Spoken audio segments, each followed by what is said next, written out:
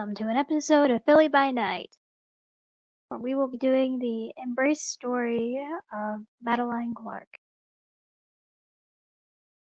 We have trigger warnings to go over before we get into the session. Trigger warning for illegal substances,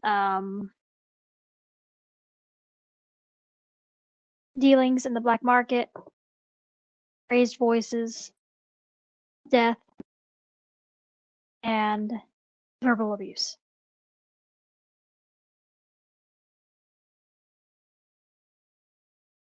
That being covered, we ready to start?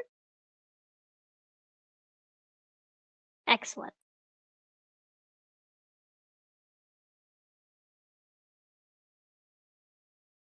So, Maddie, you have been a ghoul for how long now?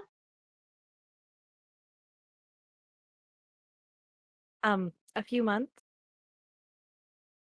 Okay. And you've gotten to know the Chantry pretty well, at least the parts that you're allowed to go into.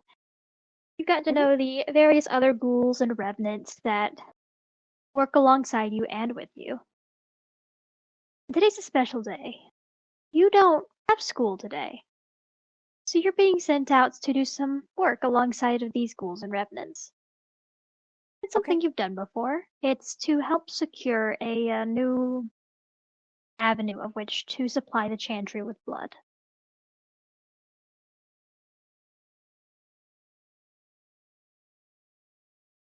Okay, nothing new then. Okay. So how does Maddie go about getting ready for this? She, gets dressed how she normally does. The most suspicious thing she can do is dress abnormally. Her Domitor's taught her that, because apparently he was a spy during the Cold War-ish. Desk spy. Desk. And so she just gets ready, she gets the gear that she needs, and, for some reason, people seem to think she has a rather innocent face, which can help for things like that. Doesn't always work, but yeah, she just does her normal things, getting ready for a supply run. She is ready to go. Okay. So you get together, you probably just innocently start chatting with the other ghouls in the that are part of basically this day watch coterie that is used by the Tremere. Oh, You is it know the some of them. daytime? Yeah, it's the daytime. Yes! Daytime! Because you are alive. Yes, I just wanted to know if the vampires were awake or not. Nope. Y'all are the ones that make sure that the Chantry is guarded and safe and well supplied during the day to keep and deflect suspicion. You have taken this responsibility as part of being a servitor of the Clearwater Chantry. Okay. So, I'll just have some idle small talk. Then you see basically the leader of your group / coterie, who is a revenant. Would Maddie know what a revenant is, or would she have tried to read up on it? It is older, because if she's heard the word revenant, Madeleine wants to know what that means. If she doesn't ask, he probably would not have gone into forced breeding programs to generate a family of ghouls, but if she asked, he would have explained what it was. If she's heard the word, then she's asked. Okay, then yeah, he would have explained. Okay.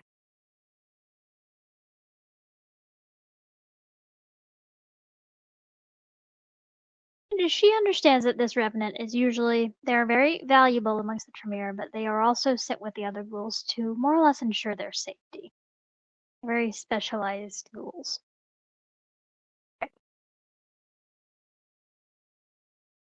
So as y'all go out to meet with the designated contact that they have arranged a meeting with for this. You feel it's a pretty cloudy day, but you can still feel the sun coming through the clouds. It's foggy. Smells a bit swampish, but that's kind of normal for Florida. But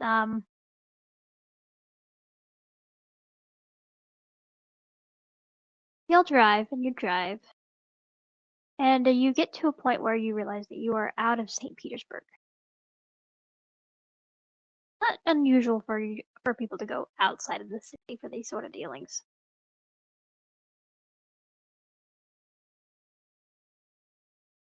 Yeah.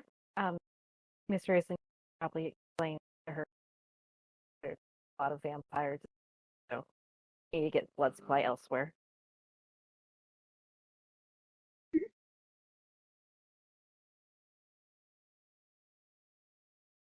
So,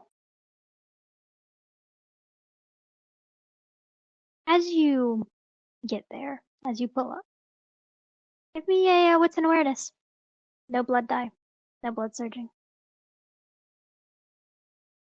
Did we decide if the discipline Maddie gets as a ghoul is sense the unseen or heightened? It's whichever is the first dot it is, so she's got sense the unseen. Okay. So that does not apply here. I will roll 6 dice. That is 5 successes. Okay. She would notice that the area is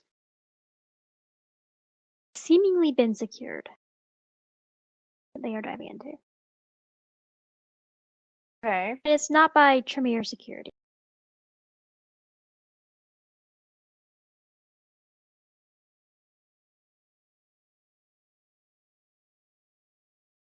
Seemingly secure. Okay. You can't.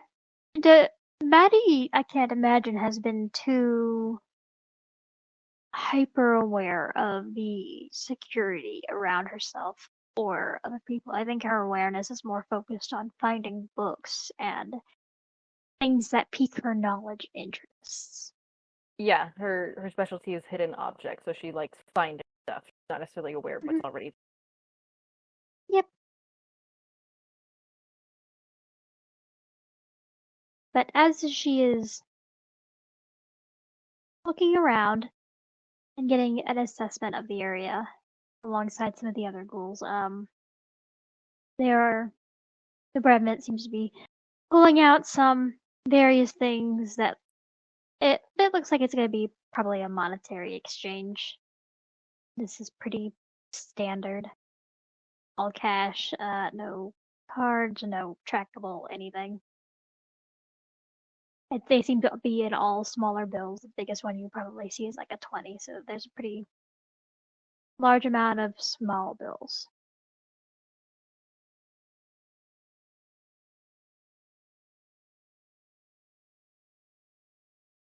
Is there anything that Maddie would be looking out for as she is approaching into this place?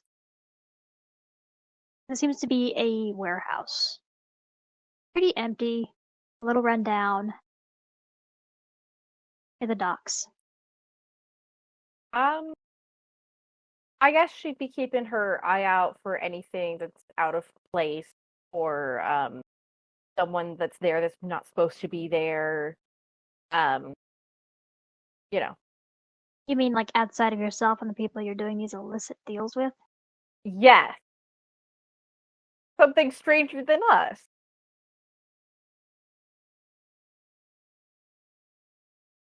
Okay, give me a wits and investigation. My investigation is a 3. Okay. So 6 dice.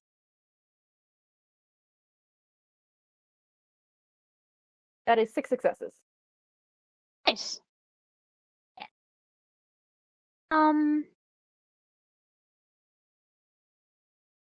Everyone here seems like pretty shady in a general sense, but they also look like this is kind of a place where they are familiar and are moving like they belong.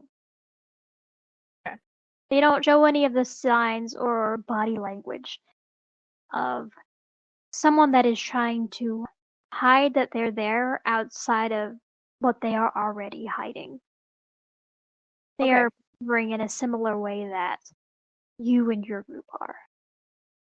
I only have one thing of Auspex, but could I attempt to look for anything obfuscated or blood wards or anything? Yeah, you can give me a wits plus, a resolve plus Auspex. Okay. I think my resolve is a 3. Yes, and I have 1 Auspex, so that is 4 dice.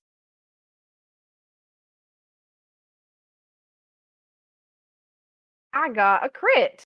So that'd be 4 successes. Okay. You don't currently see anything like warded or any like out and out odd things, but I'm going to keep that roll and we're going to hold it over the entire scene for the things Okay. that you might see with Sense the Unseen. I like that crit and we're going to use it for something. Okay. Sounds good.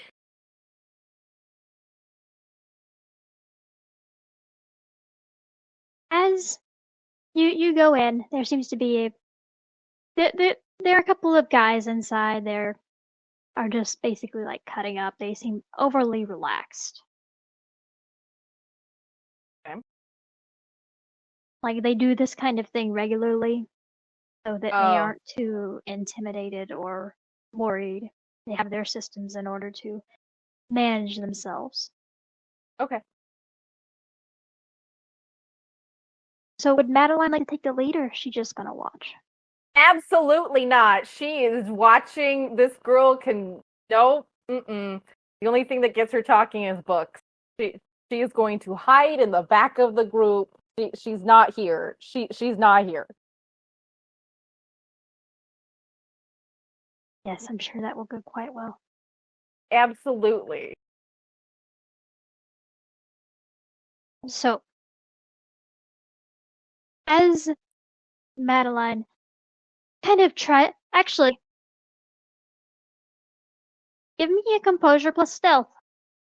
Oh no. Okay. Let's see here. Composure and stealth. That is 3 dice. Let's go.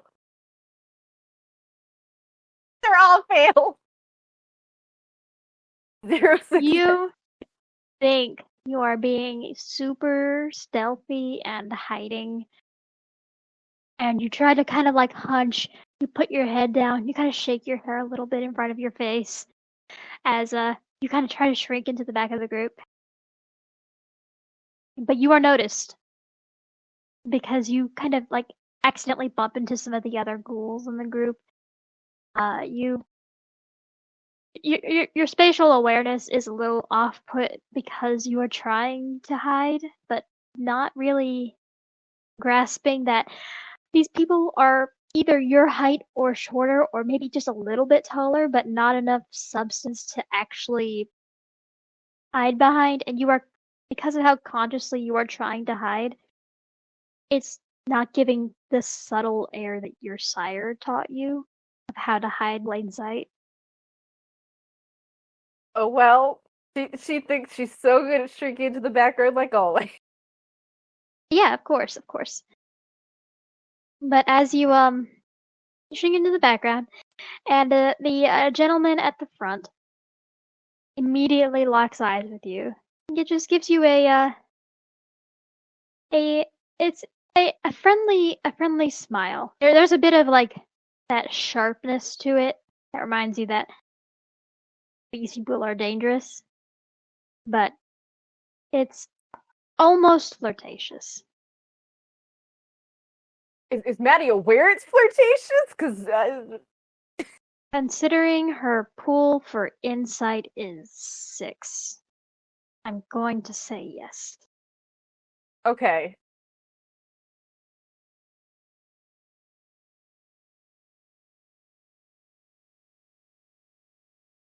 He'll wink at you, and then he'll go about start talking to the revenant at the front.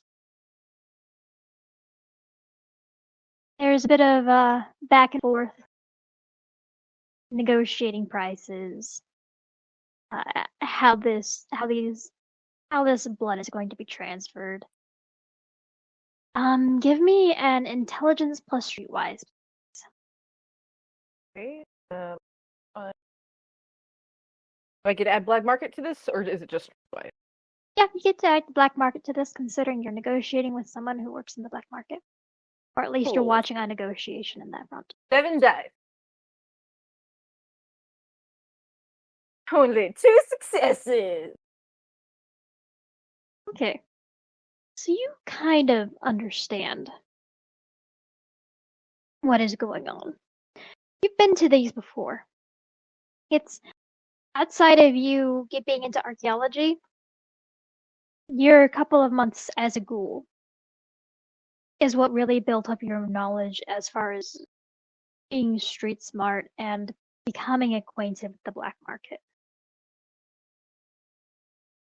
This is actually where they have put you a lot in order to suss out whether there are artifacts amongst people that they are doing their trades with. And you brought back a couple of interesting things to the Chantry. And it's part of why you're thinking that maybe someday soon you might actually be able to be truly part of the Chantry.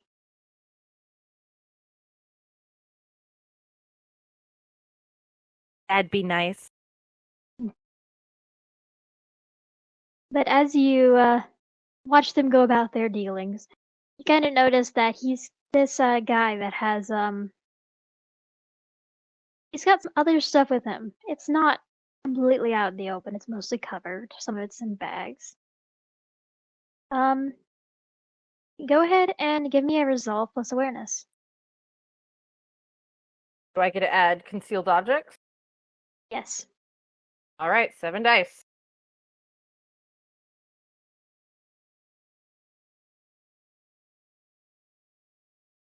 Five successes. Okay. You would notice that there's a piece of very, very old parchment slightly sticking out of his bag that is tucked into a protective sleeve. And it is giving off a faint glow with your sense the unseen. Oh, okay. So in the past, how has Madeleine pointed this out to the rest of the group that they should acquire that sort of stuff? How do you think she would have done it? Does she try to be discreet? Does she try to kind of whisper to them, or does she kind of make a point of pointing it out herself and instigating a conversation? Madeleine avoids social interaction as much as she possibly can, yet people like to talk to her for some reason. So I think she'd probably whisper to one of the other ghouls, maybe the Revenant, to be like, hey, there's a thing over there, we should get it. Just really trying to not bring attention to herself. Okay.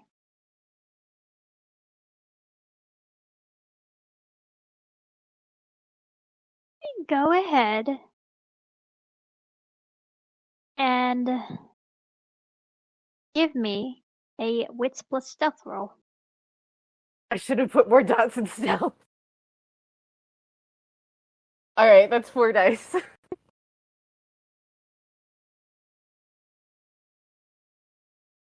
Zero successes. You are allowed to spend willpower if you want. I got 5 willpower. Yeah. Sure, let's re-roll 3 of those. Let's see if I can't get better. Still 0! Let me mark I spent a willpower. Okay. Poor Manny. You try to lean over to the Revenant, but you instantly remember that this Revenant is discussing and negotiating with the person that is in front of you, and he immediately turns his attention to you again.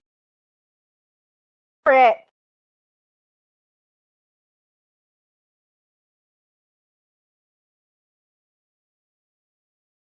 He will look. He kind of looks you up and down with that grin again. Hey, sweetheart, are you interested in this? Is he pointing at the paper? Yeah, there's a very light tap to the he handles it very delicately. You'll notice the because it's in a protective, like, sleeve. Okay. Yeah. Oh my gosh, my mic picked me up. Yeah, I thought it looked interesting.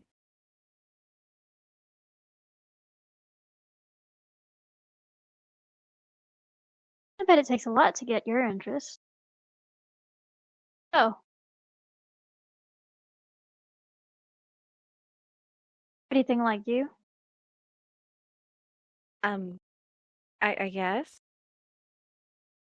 She does not handle being complimented well at all. She just kind of shuffles awkwardly at him calling her pretty. He kind of like looks at the rest of the ghouls who have kind of drawn their attention to the to this paper, this parchment that you have pointed out. And you can very faintly see with your sense the unseen, like, various of them are like, you can kind of feel the various disciplines being used. Like, you can feel them using aspects around you. It's just a very faint, very odd little feeling you get with your sense the unseen. You're able to recognize it because it's a normal thing for a lot of Tremere ghouls to have sense the unseen. So it's easy for you to recognize. And as more and more of the attention is drawn to it, he focuses his attention on you. Oh no.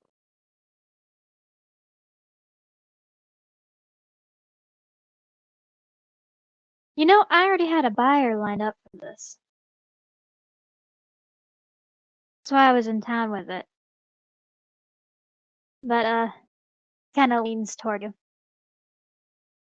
You interested in it, sweetheart? I think I previously said that I'm interested in. It looks intriguing.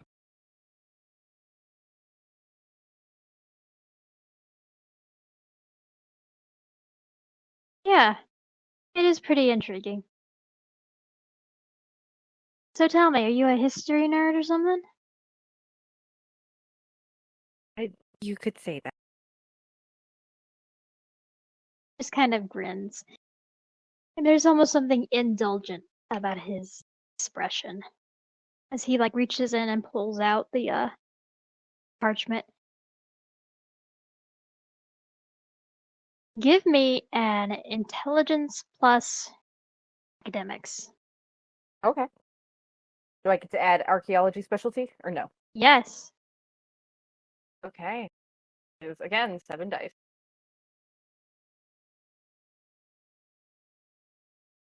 Oh, I got a crit! I got a crit! Perfect. 6 with a crit. Perfect. You instantly recognize what this is. This is something that was discovered in the late 40s and early 50s. They are known as the Dead Sea Scrolls. And this is a piece of one. Oh my gosh, it's a Dead Sea Scroll. Yes. Madeleine noticeably perks up as she quickly reads the studies the content. She can't read Hebrew, but if she recognizes it, she definitely perks up a little bit. Just It's not all of them, but it is Of a course. piece of one of them. Maddie is just happy to see a piece. Oh my gosh, it's a Dead Sea Scroll. These were an immense discovery. Mhm. The way he sees you light up, there is a grin that starts to pour across his face, and he looks toward the revenant and then back to you.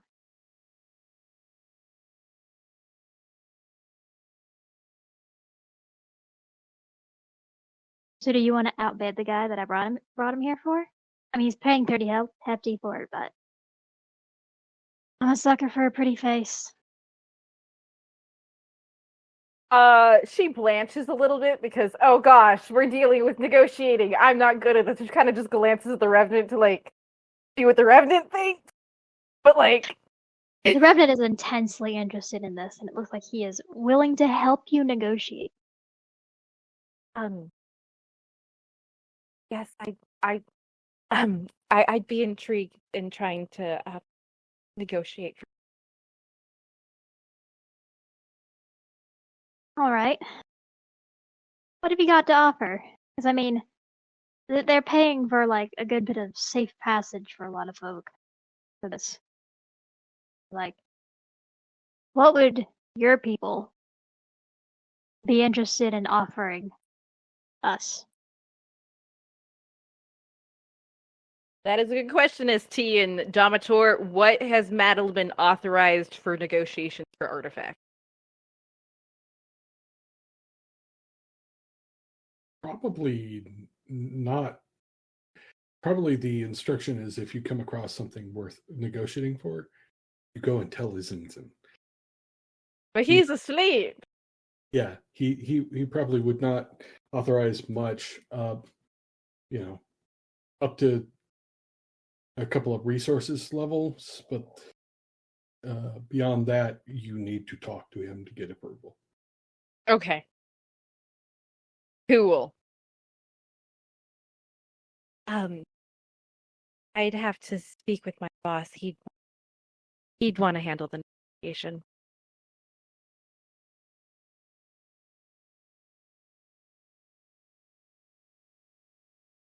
There's a nod of understanding. I'm only here for the next night, sweetie. Make sure you're the one that brings it to me. And Maddie insight that because Maddie is confused. Sure. Give me a resolve plus insight, please. Okay, 6 dice. 5, 6.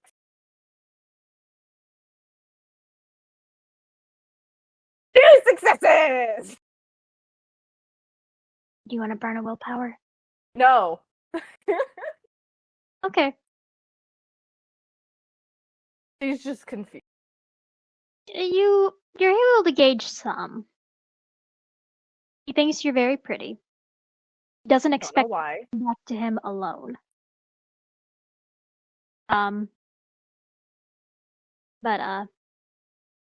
there doesn't seem to anything to be outright nefarious. In fact, from the little information of what you've been able to get from this, and from what your knowledge of the black market, he seems to be the face guy. He seems to be the front. He's charming. He's moderately good looking. Not probably within your taste, because you probably prefer them a little nerdier. Yep. But he's I mean, they could look like Aragorn. I take that too. he's nerdy. He's good looking in a way that like a typical like cookie cutter James Bond spy kind of would be. Yeah. Yeah, She's already exactly. got a British spy as her Dominor. She's not interested in him.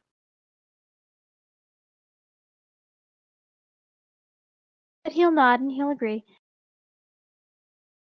So you go and talk to your guy, and we meet back same time tomorrow. Yeah, we can at the could it be during the night? You said you're here one more. I'm assuming tonight. Yeah, I'm here tonight and tomorrow, and I'm leaving by tomorrow night. Okay. It's is it it's usually better to do business during the day. Less police presence. Yes. Absolutely. Just night would work better for my boss to negotiate. Give me a charisma plus persuasion plus you're pretty. I get 2 dice for being stunning. Yes. Okay. Charisma. is Let a me read up on what Ingenue does again before you roll. 2 dice for stunning. Yeah, I can't remember what Ingenue does off the top of my head. I just look innocent or something. Yeah, but it also gives you like additional dice. dice for I think like subterfuge checks. I think. You Alright, look I'll let you completely check. innocent and blameless, making others believe your good intentions much easier. Add 2 dice to any rolls related to avoiding suspicion or deflect blame. Storyteller's discretion. I don't think that applies right here. So, unless you want to argue for it to apply. I'm not lying. I'm being honest. I'm not trying to subterfuge him.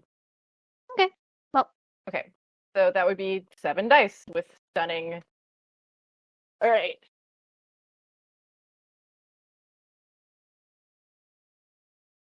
That is 4 successes.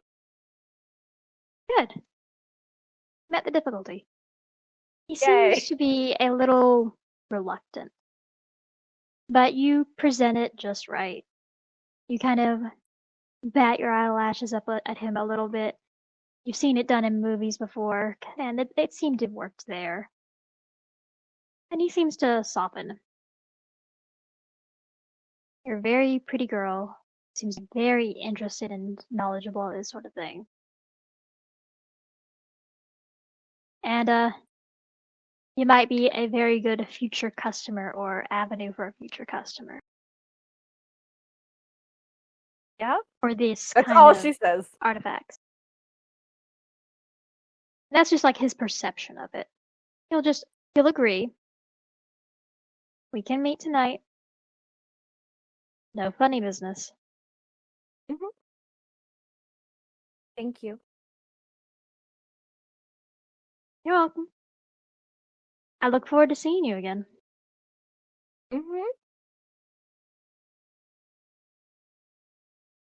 There's a little smirk. Then he'll nod. He'll look back to the Revenant. Solidify the, basically they'll go over their dealings for the new supply of blood into the Chantry. It's not outright stated that it is for the Chantry. Seems to be, what you're able to gauge from it is illicit medical experiments that they can't legally gain blood for. Cool.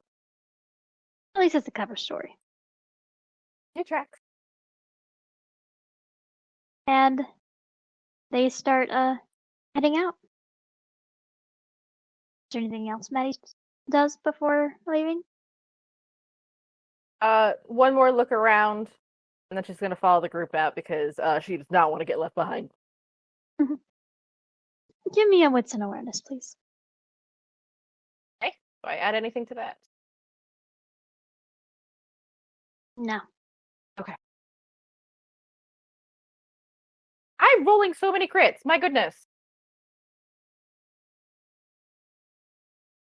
7 crit. Very nice. Very nice. As you look around, you will notice some of the further security measures you hadn't noticed before. There seem to be various men that are just casually walking around. They are wearing like plain clothes. You wouldn't have noticed them before because Florida has a pretty large homeless population. But you will notice that they are packing various forms of heat, have weapons, and seem to be wearing some kind of like basically like two-way walkie-talkies, but they aren't police issued. Criminals. Woo. Yep. But that is what you're able to gauge. Okay. We'll just note that and get her off. Excellent. Excellent. Is it okay if we just pause real quick? I need to take care of something really Yeah, fast. absolutely. We can take a 5-minute break. It won't need to be 5 minutes. Okay. Well, everyone get water in the meantime.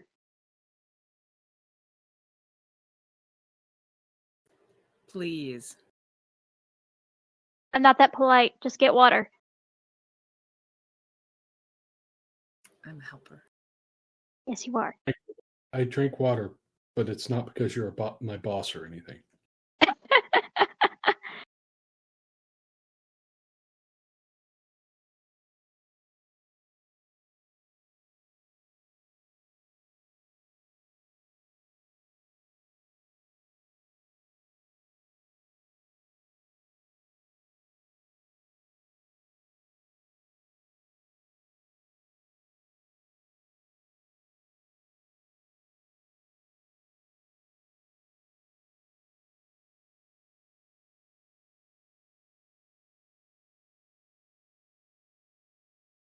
took a moment to read the beta chat while we're not in scene. You all are behaving yourselves, more or less. Good, good.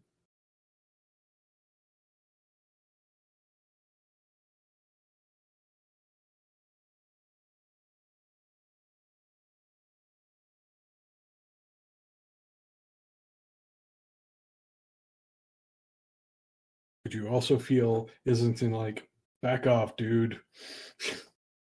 Leave her alone.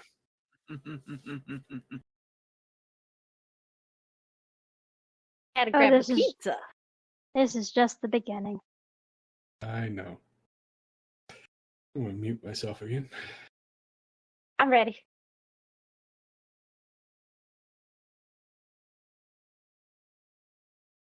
All right. So, as you come back to the chantry,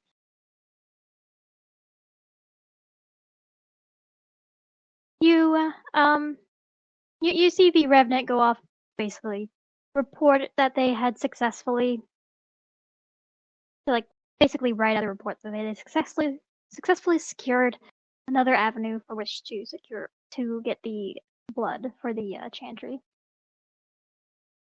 Is there anything that Maddie does? It's probably still an hour or so before, like a couple hours before sundown. Whatever duties Islington has given Madeleine, she probably goes and does those, like cleaning up a couple areas of the library, dusting some things, getting some research projects ready for him to continue. Whatever he kind of assigns her to do. Yeah. That does Maddie find enjoyment or like peace in setting up all this stuff and doing what he says? Because it sounds like it's very habitual, and to the point of Yeah. it could bring a certain it's a bit monotonous, but in a way of being calming. Yeah, I think Maddie finds the nightly ritual or pre-nightly ritual relaxing. Doing this for several months now. This is what her mentor likes, and she likes getting things ready for him so that once he wakes up, he can just go. He's got so many limited hours he can use. She wants to help him maximize that amount of time. Yes. And there is one thing Maddie would have been well acquainted with when it comes in regard to her chronometer. And that is that he is unusual for a kindred.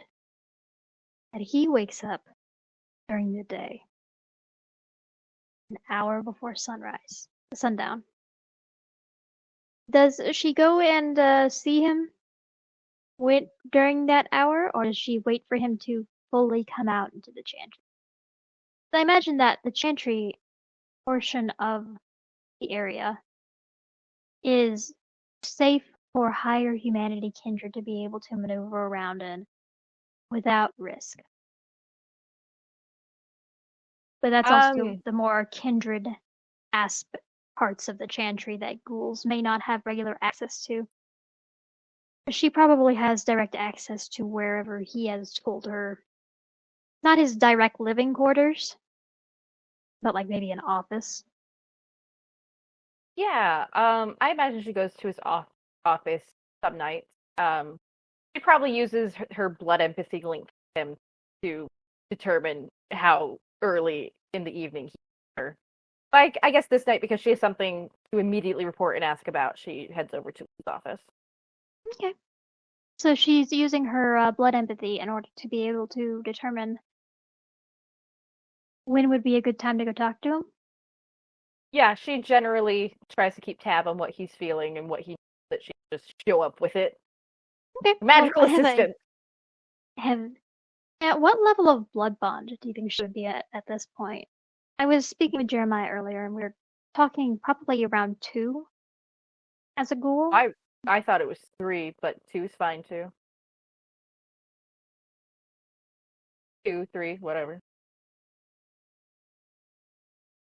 Okay, well, we can go with 3. 3's fine. As you're just going about your duties, you kind of lose track of time. Give me a wits and insight +3 bonus for your blood bond level.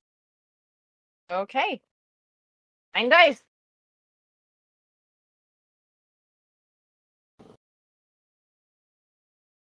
How? I don't know. I'm gonna use willpower. Okay. Literally, they're all not success. I'm spending a willpower. This is ridiculous. 2 successes! Out of 9 dice. Let's go.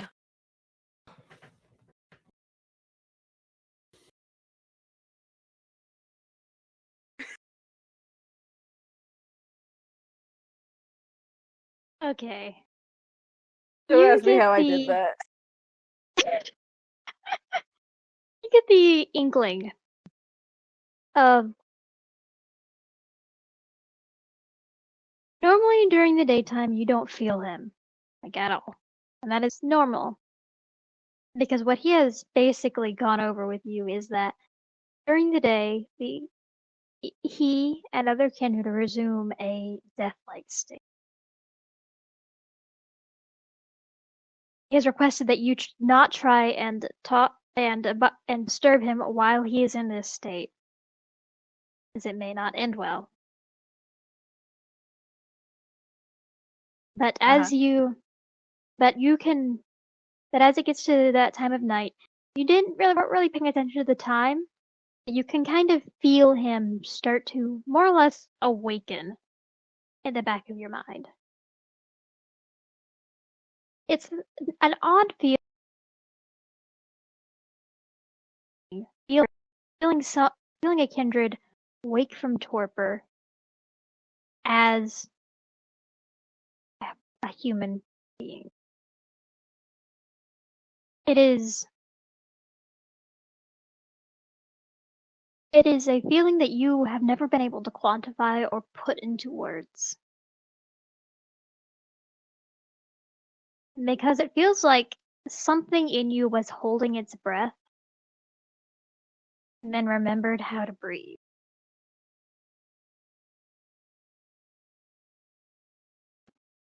But that is what you feel when you realize that he is awaking from torpor. So do you go find him immediately, or do you wait for like 30 minutes, give him a little time? It's 15 minutes. She's a little eager tonight because she's really excited about the Dead Sea Scroll.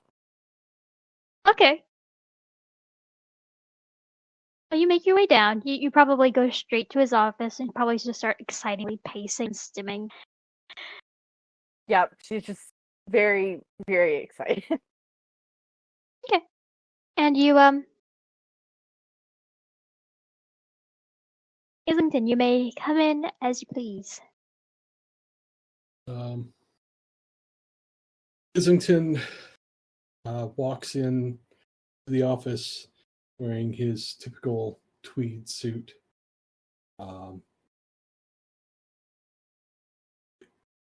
He more or less expected to see you there because he's dealt with you for long enough to know what you're like. And he does something as he walks in. He looks at a portrait sitting on his desk every time he sees you. And then, good evening, Maddie. How are you? Hello, Mr. Islington. I have something really exciting to tell you, actually. Oh, yes. Yeah, today, when we went on our blood run, I came across a really cool artifact. It was a portion of a Dead Sea Scroll. Fascinating. And did it have a ward on it or blood magic? What did I see on it, Kendall? You just saw an aura.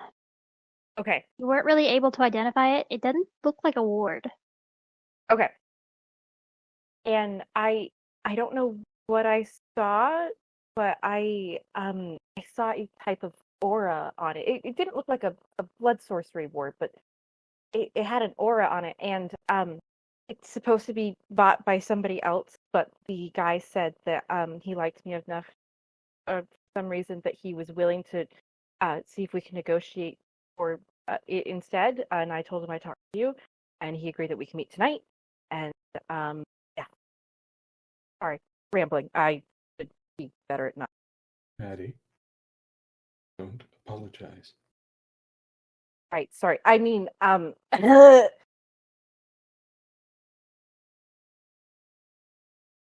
You're fine.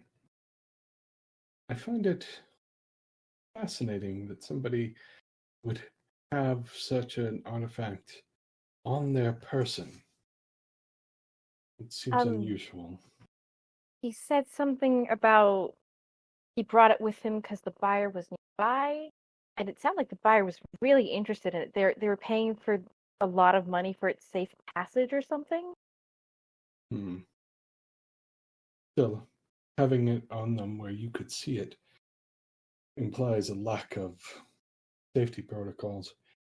Well, it was somewhat him. I'm just, good at seeing stuff. All right. And she kind of like looks embarrassed for a moment because she flashbacks to when she called him out as being a vampire.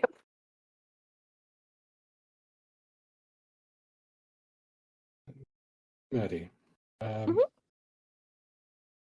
you should sit down. Okay.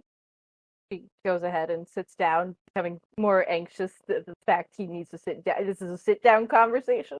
She just starts, she has lots of rings on her finger, just random trinkets she picked up, and she starts fidgeting with them a lot. Discussed your future, haven't we? Mm-hmm.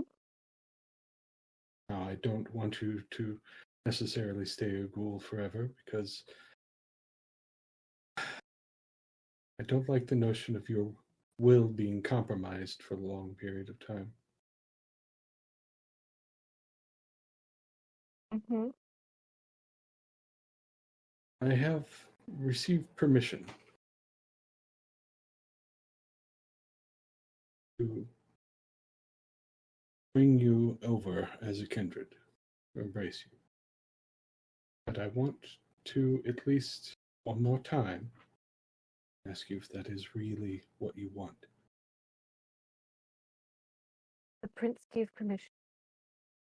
I've done much for this city.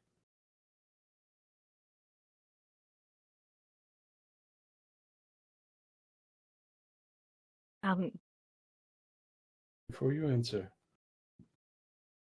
you should understand what you're giving up. You're giving up sunsets and sunrises. You're giving up the possibility of ever having children. You're giving up a life to fall in love and grow old with someone.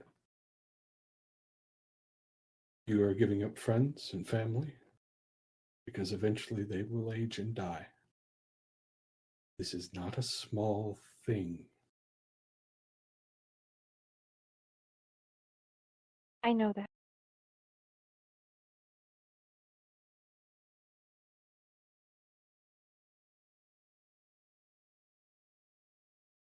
But I think I'd rather be a full-fledged member of a secret society than an errand boy. I mean, I'm already trapped in this world. Might as well be fully part. Well, if you said no, I would have found a way to make it work.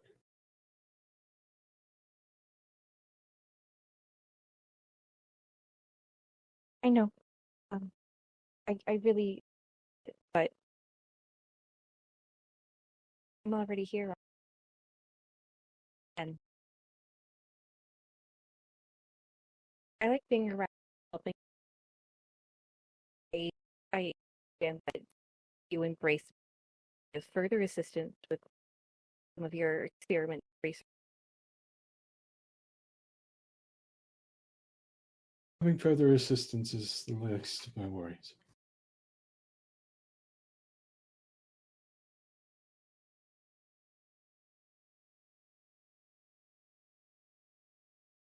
I'm already a part of this.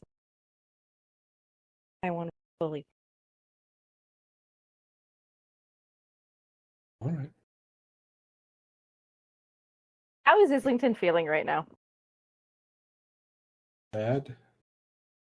A little bit of anxious. Guilty.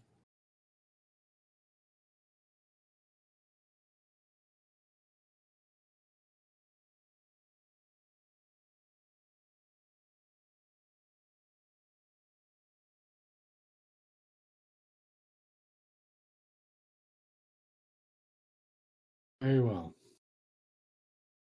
I will explain what will happen then. I will drain the blood from your body. I will feed you some of mine. You will die and be reborn if all goes according to normal. And then you will need to feed. There is a ghoul here who will not mind. Best that you get used to the idea. We can work on teaching you how to feed like I do. The first one should probably be person. She pales a little bit at the idea of feeding off one of her fruit mates and just eating off a human in general, but she slowly nods in agreement. Is there anyone in particular amongst the ghouls that work here that you would be more comfortable with?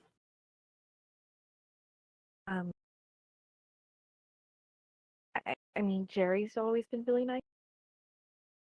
Oh.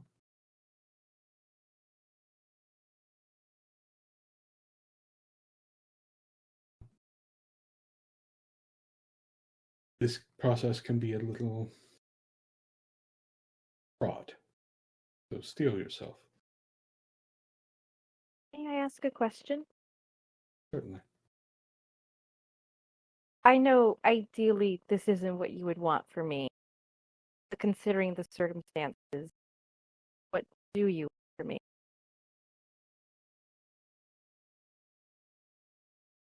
I want a world where I could watch you continue on your way through school, be proud of my student from afar, and you have never found out about us. That is what I want. I consider. Can you repeat that? Yeah, I said considering the circumstances, sir. yes. What I want for you now is for your will to be your own, and for you to chart your own path. I'll do my best to teach you, and I will put people around you who can teach you further, teach you the things I can't. I am wise on many matters, but there are some that I am not. And I have friends who can help with that. But I want you to become your own person, not someone who is feeling a need to please me. That's why I'm doing this. Thank you. Eventually, that need would rob you of something you cannot replace.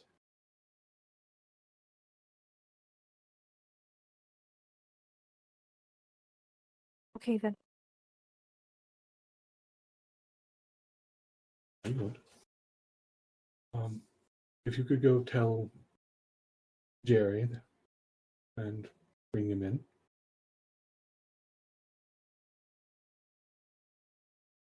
Peter's off to go do that. She walks through the chantry, looking at these halls that she's been in for several months now, and she's just suddenly thinking how she'll never see them in the sunlight soon. And she will no longer be one of the ghouls.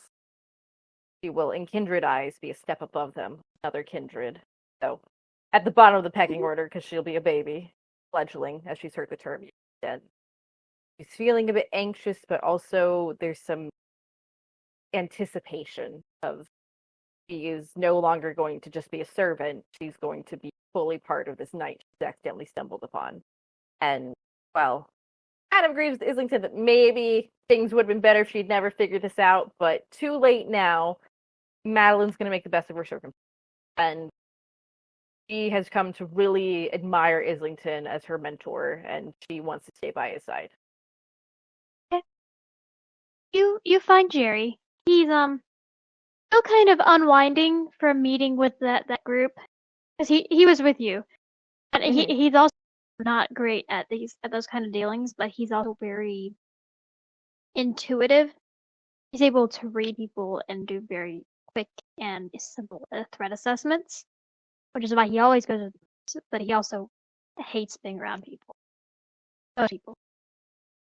But he'll give you a warm smile, kind of adjust his glasses on the tip of his nose, and kind of give you like a very like clumsy wave as he's just like setting a couple books down. He's like, "Oh, hey, Maddie. What's up? Do you need some help with something?" Yeah, Jerry. Mr. Islington asked if you could come with me to his office. Oh, he kind of gets nervous instantly. You're not in trouble. You're not in trouble. There's a bit of a skeptical look, because as nice as Islington is, probably all of the ghouls in the chantry, he is still the regent, and this is a nerdy, a skinny nerdy boy who cannot fight, and he's just like, okay, if you're sure, you're sure, right? You're not in trouble. I promise. Okay, I believe you, Maddie. I'm trusting you here. But anyway, when are we gonna get together for our Doctor Who marathon later? We keep talking about it and it never keeps happening. We keep talking like film night now. It might happen soon. Keeps coming up. Okay. Well, yeah, we need to actually like put that down on like a schedule, or else we're never gonna do it. He just gives you a well-humored smile. You're right. She, is leading him towards Islington's office. Yeah, he'll follow you. He's a bit taller than you. He's about as well coordinated. Actually, Jerry, I have something kind of big to ask. Yeah, what's up?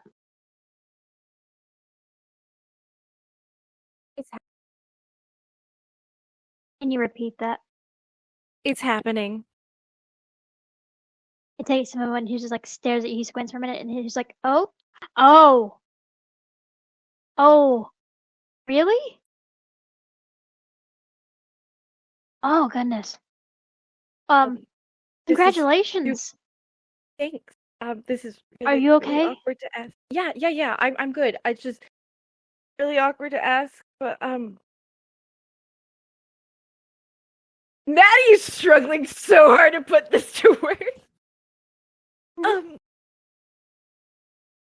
it be okay if you're the first person I feet up? And she like almost like pales for a second. You're just super awkward to say it, so she just rushed through it. He'll stare at you for a moment, and you will watch him as his face just turns pink and then bright red. Because he's been fed on before. It's not an unpleasant experience for mortals or ghouls. And he'll just start stuttering. He's like, if you're sure, you can say no. Okay. If you don't want. No. He takes a deep breath. It's fine. No, I'm okay with it, but sometimes when they feed on us or like people, feels really good. It, if you're sure, I'm okay with it. I'm you're if as long Islington's gonna Regent Islington's gonna be there. You're not going to like kill me, right? He'll be there. He'll keep me from killing you. Yeah. Has Maddie ever been fed off? Has Islington ever fed off Maddie in like emergency? I don't think Okay, so. so Maddie has no idea what it feels like. He is one of the most in control of his hunger kindred around. No. Okay, Maddie has no idea what the kiss feels like. Yeah, I imagine that even if when his hunger gets to that point, he does not feed on Maddie. He might accidentally kill her. Yeah. It's also a thing of he knows how Maddie is and he doesn't want her to feel uncomfortable. He has Yeah. a great deal of respect for people that serve. Yeah, now that And, that's figured out, Maddie just keeps like she just goes bright red or something, just escorts him into Islington's office. She's just like she forgot the knowledge about the kiss being pleasurable because she's never experienced. Yeah, she's just this is so awkward for her, but it's Yeah, Jared happening. is- It's finally happening. Yeah, Jared is just kind of following you, kind of hunching himself, making himself look a little smaller. He has bright red all the way up to his hair, his ears. And he's just got like his hands shoved into his pockets. Poor Jerry. When you come into the office, you see Islington has gotten rid of his jacket and is rolling up his sleeves. Oh boy. Oh boy. Oh boy. It's serious now. You will see Jerry kind of very respectfully bow to Islington. Sir? Hello, Jerry. How are you this evening? I am pretty good, sir. Where would you like me for this? If you could wait in the antechamber on the chair, she and I will need some privacy, and then afterwards, we will come. Yes, find sir. Yes, sir. Thank Of you. course, sir. And he will step out. You explained to him, I assume? Good. A little worried about me killing him. And he'll reach over and grab a steak that's sitting on the desk. If it's needed. Hopefully it won't be, though. Okay? Uh-huh. All right. All right. This will feel good, and then you'll get tired. And you will pass out.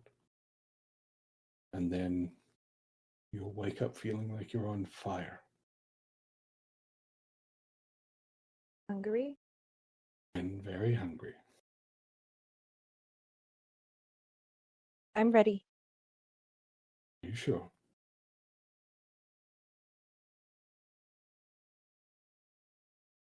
He'll walk over to her and he will hug her. He's a guy who doesn't actually. The British man is hugging me? Yes. Like he will hug her, like almost like she's a daughter or something. I'm sorry.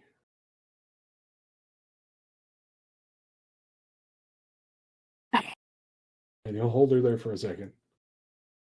She's shocked, but she hugs him back. Wow, the old British mentor has given her a hug. This never happened. And then he will bite her neck.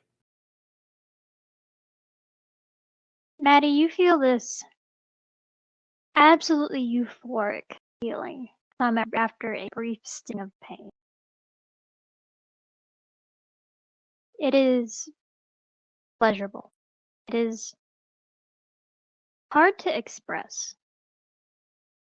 you can understand why Jerry was stumbling over himself when you had asked him for that. But as he drinks, you don't even have enough blood to blush. And just at the feeling of it. Or even in embarrassment or any other feeling that might occur. He drinks and he drinks. You can feel yourself getting lightheaded. And there's almost a reflexive need to pull away. Because you can feel there's a subconscious urge of, we need to survive. This man is killing us. He is not going to follow through with his promise. He is just going to drain us. Give me a strength plus athletics, please. 3 dice, let's go! 1 success! Did I roll as well? You don't really need to. Yeah. Islington, as you are holding her, you feel her struggle for a moment. This was something you expected to happen. This is something that happens every time someone drinks someone fully. It is an automatic response of the body to fight back, to survive, to try and pull away from a source that is taking in. And in this moment, you have never felt more like a parasite.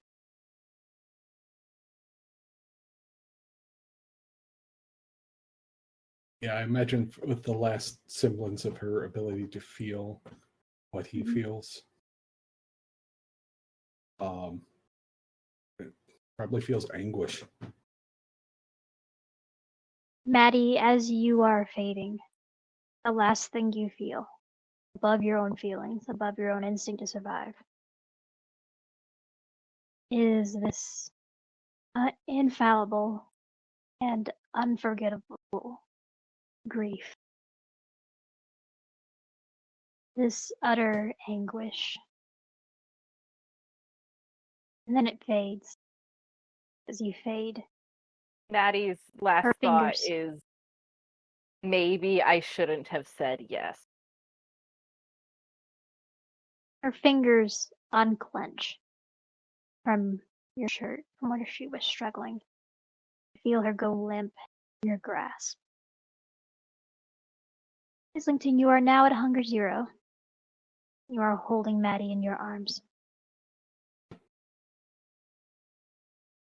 And he will finish the embrace by giving her some of his own blood. He will bite his own wrist and force her to drink from it. Okay.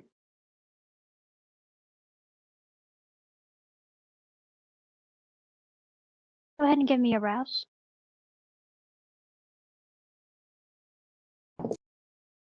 I do not get hungrier. Okay. Your beast is fully sated. And you can feel that satisfied. How satisfied it is in the back of your mind. You have drunken fully, and you have embraced.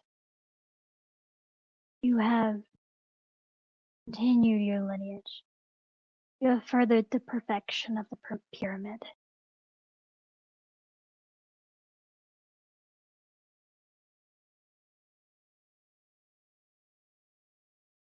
And because you embraced a mortal, I'm hitting you with 2 stains. Your humanity is impaired. You may either willingly drop down to humanity 7, or you can wait till the end of the scene, which will be after she comes back from her. It'll be before we take them to Philly. Or you could roll out the stain then. I'll roll out the stain at the end. Okay. You're going to be suffering a 3-die penalty to all pools. Till then. Okay. Takes a couple of hours for the blood to fully circulate through Maddie. For it to inhabit her in that way.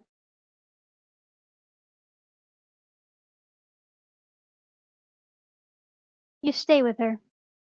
I imagine that Islington sits by her where he has laid her down, or where he sat her. Yeah. I imagine he's got a couch in his office. He laid her down on the couch and pulled a chair over and sat next to her, holding her hand. Mm-hmm. I would say rest in peace, Madeleine Clark, but this is not a world of peace that you have entered. Ouch, Kendall. Now, Madeleine Clark, roll me a rouse check. Fail. Okay. As you wake, you are suddenly hit with the curdling pain of undying hunger.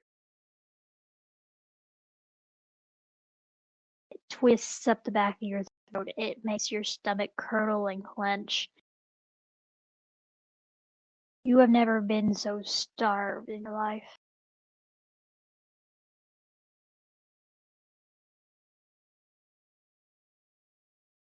Madeleine Clark, you are at Hunger 5.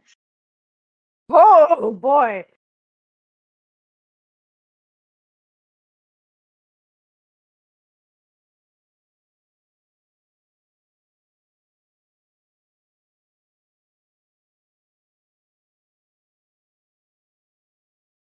Her eyes slowly open and they fasten onto Islington's eyes. And all she can think about is she needs feed. Islington, as you look at your newly born child,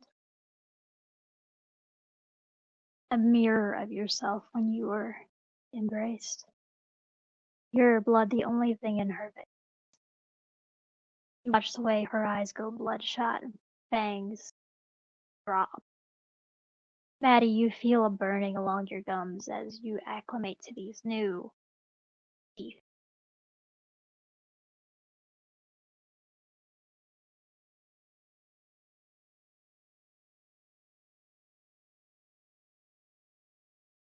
And as you listen to yourself, you don't even have a heartbeat. You can't, right now, you can't even pretend. Your skin has taken a pallor that it has never had before.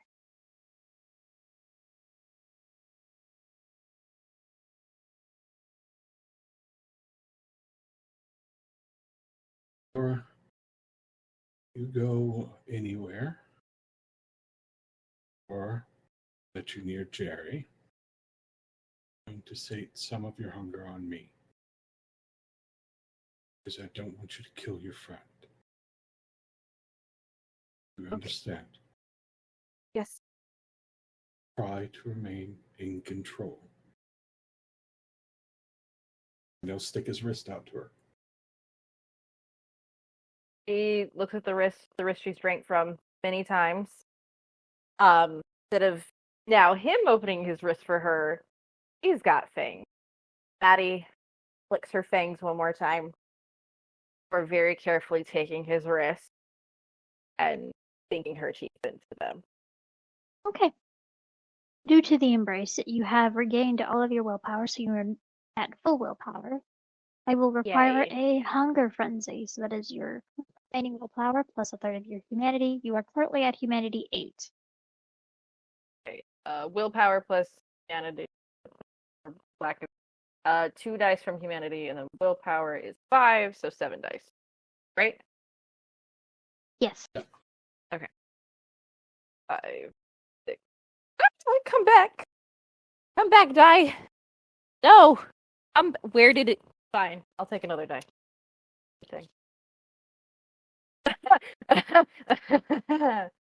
We got lucky. I got another crit. That is 4. Good. You should rouse, I assume. Yes. Well, you're automatically going up by a hunger since she's drinking straight from the tap. That's fair. So, you are back up to hunger 1. Maddie, you drink. And this blood is potent.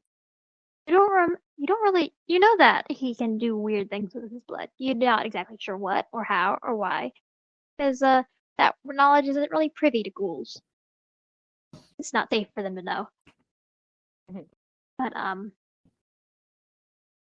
it tastes better than before. It is the most delicious thing that you have ever eaten. You feel it, you drink. It doesn't take much to sate you down, to hunger too. But as Islington probably gently tugs you away, because you've never fed before, and it tastes way too good to just leave.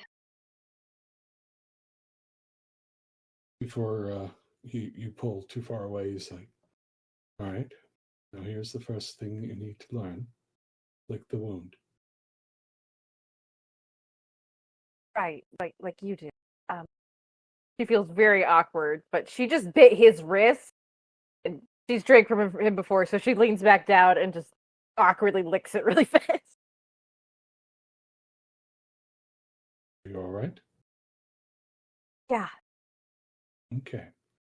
I'm going to call Jerry in when you're ready. But only when you're ready. I'm definitely not as hungry as I. Thank you. Awesome. Are you ready for me to bring him in? This is going to be the first human you've drank from. Yeah. Go for a major artery, neck or the wrist. All right. Are you actually ready to do this? You need a moment.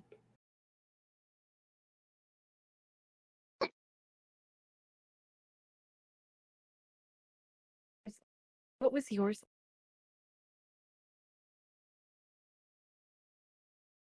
Sorry, this is an No. appropriate time to ask. No, it's all right. My sire was less kind. He had someone who didn't really give consent. He had unfortunate habits. I did not wish to do that to you.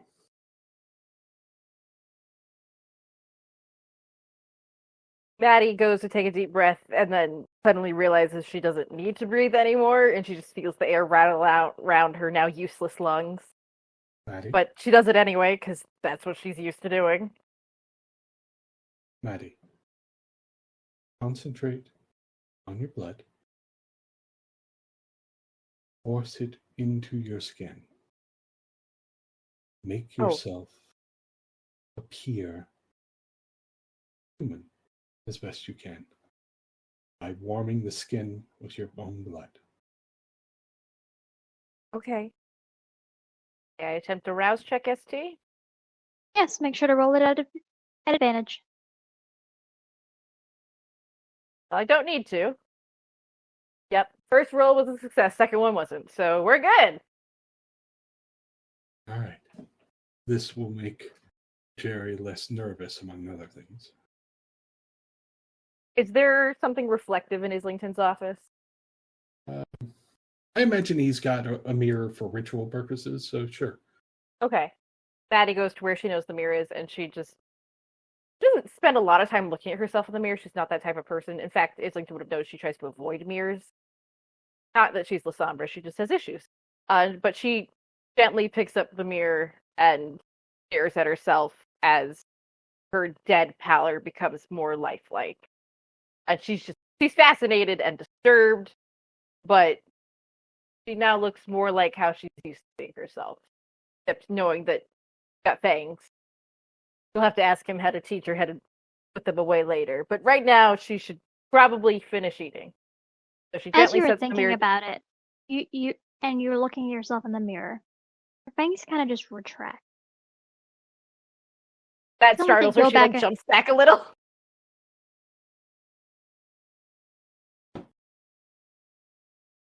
is this an involuntary thing, or is this something I have to like actively think of? It's a bit like swallowing. Okay. It is involuntary, but you can concentrate and control it too. Okay. I probably not have them out when Jerry comes in, or is it scary for them to come out when he's staring at me? Best to get into the habit of not having them out until you absolutely need them. It tends to make people nervous. Right. Okay. She gently sets the mirror back down. Okay. I'm You ready? Okay, well. You will step over to the door, open it. Jerry, could you come in here, please? You will notice that Jerry has been kind of just sitting outside of the office. He's got a pair of headphones in, but as soon as he kind of sees you, he will pull them out, tuck them back into the case that they go in. He seems extremely calm. He gives a nod. It's almost like he had been kind of meditating outside of your office, regulating his breathing, making himself as cool, calm, and grounded as he could. I will. Islington will direct him to a chair that he keeps around for visitors to the office. Please. He will take his seat, and he'll give a smile over to Maddie, just like that friendly, goofy grin that's meant to put her a little more at ease. Like he usually does whenever they're around each other, because there's almost there's a nod of difference. You're above him now. You're higher up. You're an apprentice. He will sit down and start rolling up one of his sleeves. Does Maddie smell his blood now that I mean she doesn't have bloodhound or anything, but like can she smell that this is a human that she could feed off of? Different now that she's a kindred? She knows that he is a viable food source. But that is not so much about her senses, more about what that new feeling in the back of her mind, in the back of her throat, in the pit of her stomach is telling her. This is human. This is someone you could subjugate. This is someone who is meant to be food. This is not your equal. They are below you. In her mind, Maddie is horrified by these new thoughts. Jerry's her friend. They've spent a lot of time together the past few months. But she does logically realize they are now in different places, and she is now, as uneloquent as it is, he's now the status of predator, and he is not. So she just kind of shakes those thoughts off and walks over to him. Hey, Jerry. Hi, Maddie. Are you okay? Yeah. Thanks for letting me do this. Yeah, it's no problem. And going very awkwardly, shyly reach her hand out, gently grasp his wrist.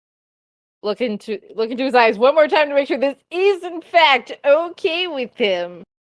Before she gives tries you a very firm nod and a comforting smile. Kind of reaches out and puts a hand on your shoulder. It's okay. I'm going to be okay. and she's gonna try to will her fangs out.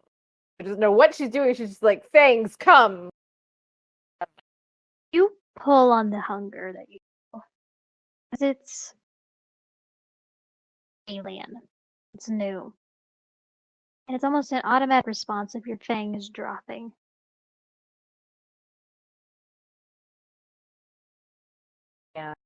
She's gonna lean down and bite him. He kind of bites into his knuckle so that he doesn't make any awkward sounds while you're doing this. Because he's Appreciated. respectful. He's respectful. He's also incredibly nervous. But it's not. He's just a nervous person. He's not feeling that nervous right now.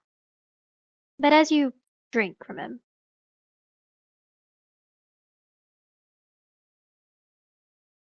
how much does Maddie want to sleep? Just, She's currently at 2 hunger. But do you think she'll have the Just- wherewithal to stop? I hope she has the wherewithal to stop. I think she's going to. She's heard Islington talk a little bit about the beast before, and that it's like just always there, but it can be quieted. So she's going to try and aim to just enough to like quiet the beast a little bit, just enough where she can like tolerate it there. So just 1 hunger. Okay. If Go I ahead can and give me keep myself. Go ahead and give me a composure plus resolve at 2 hunger. Okay, that would be 5.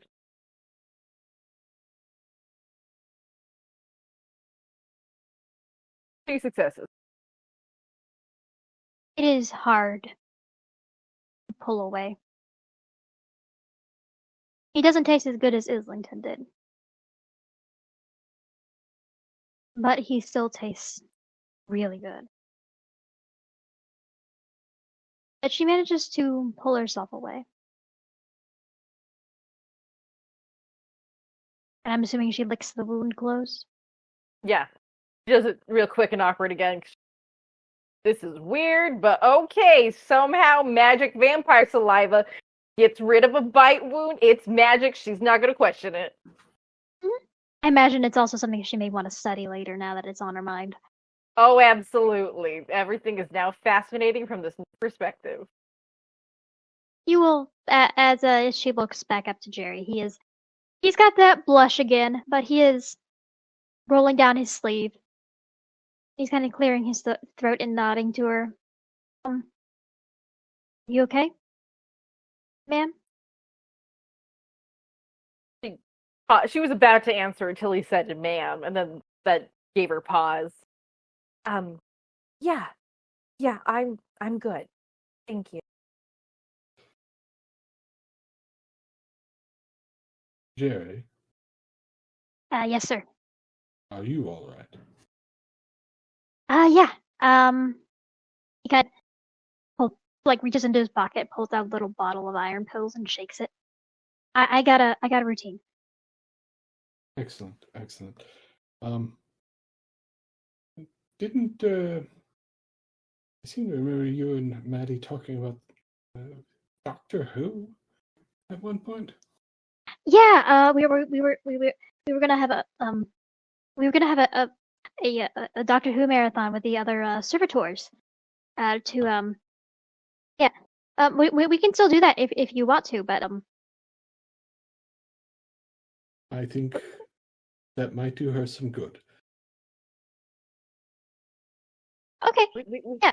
We've got to watch the Christmas special. That Which I've one? been wanting to rewatch that one.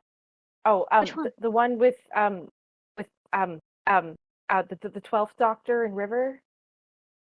Oh, that one's gonna make you cry. It made me cry. Yeah, that's why I want to rewatch it. It's a good one. You just grin and nod. Then he'll look between the two of you. Is there anything else I can do for you too? Not at all, Jerry. If you could go get some rest. I know this can be taxing and you've been up all day, yes? Yeah. All right. I need to talk to Maddie for a bit. Okay. And he'll nod and he will excuse himself and leave the room. Maddie, you are at an intense phlegmatic resonance at the moment. Noted. I will That add is, that to my character. you will, Islington, as you are watching Maddie after she has fed off of Jerry, you will have noticed that a bit of a calm has kind of washed over her due to the feeding. It is something you would have realized in hindsight. What Jerry had been doing outside of your office was nurturing a resonance within himself in order to calm her. Good man. Good man. Very.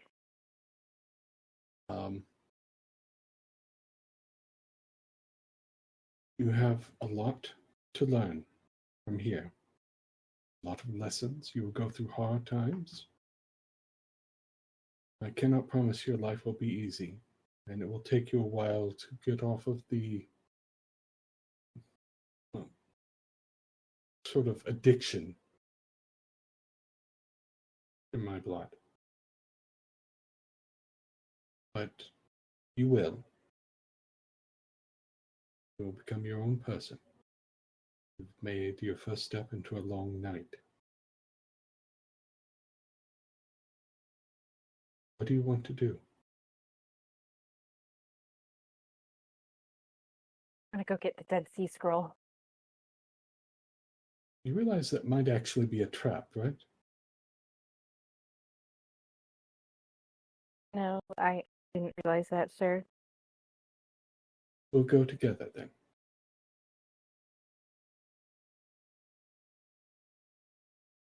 But you want to do it, and it is your first night. Right. Right. He You said should no have- funny business. With me now suddenly being a kindred, that's the funny business. He met me as a mortal. You.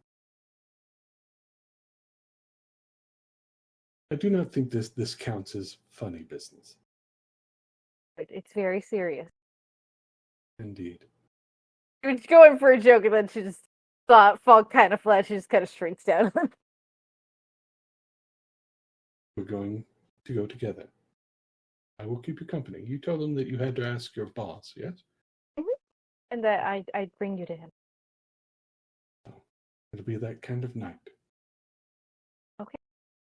Maddie, before they scamper off, tries to just instinctually reach out for her fond empathy to Islington. You will find it is replaced with his warm voice in the back of your head, encouraging you to go and get this artifact. Oh boy.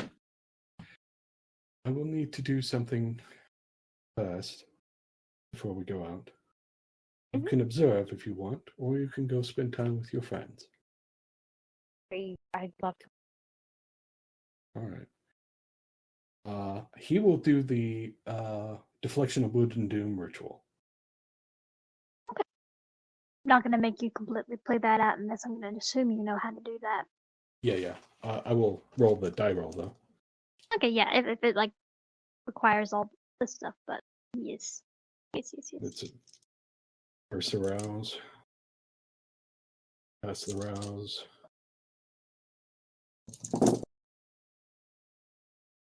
Okay.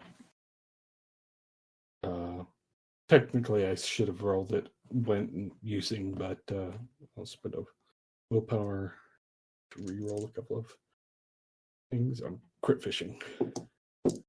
Okay. I get my crit. +1, so 5 with a crit. Cool. That ritual does. If somebody tries to stake me, Mhm.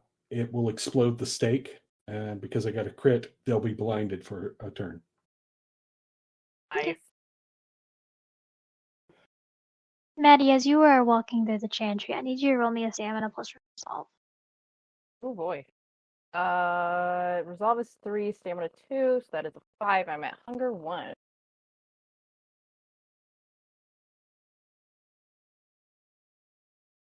Two successes. You stop in your tracks. You feel this pain kind of ripple across your skin. It is burning. It is shifting your features. You stumble, and you come face to face with a polished plate of silver. As you are looking at yourself, you've seen your reflection before. You've always been a pretty girl. But this I don't think is that, but sure. you've always been more or less symmetrical. How about that? Sure. That is probably how she has justified people calling her pretty. She's like, oh yeah, humans are attracted to symmetrical features, so of course they think I'm that way, but that's not true. That's like scientific. Yep. But as you are looking to yourself, your skin has a healthy glow about it. Your eyes seem brighter, your hair seems to be a very vibrant, much more vibrant shade of red. Your freckles have seemed to pull in ways that are symmetrical and do no longer seem like blemishes in it. Your skin is flawless. Your teeth are perfectly straight.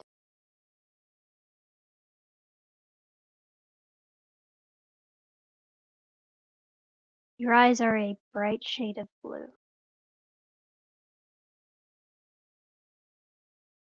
They've always been blue. This is much more noticeable. The eyes. It's you, but it's different.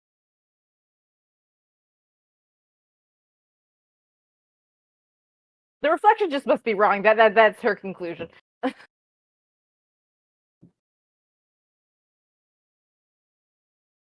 I'm assuming Islington notices that she's stopped and stumbled. Yeah. There's Look probably at her reflection again. There was a cry of pain because of the burning. Are you all right, Maddie? Yeah, and she turns to face him, and he can now see all the slight changing. He just looks baffled. Well, we're going to have problems with Toreador, aren't we? Are we? Yes. Oh, They the obsess roses. over beautiful things and beautiful people. He just gets quiet. You are a beautiful woman. That will bring gifts and problems. But you should get used to it.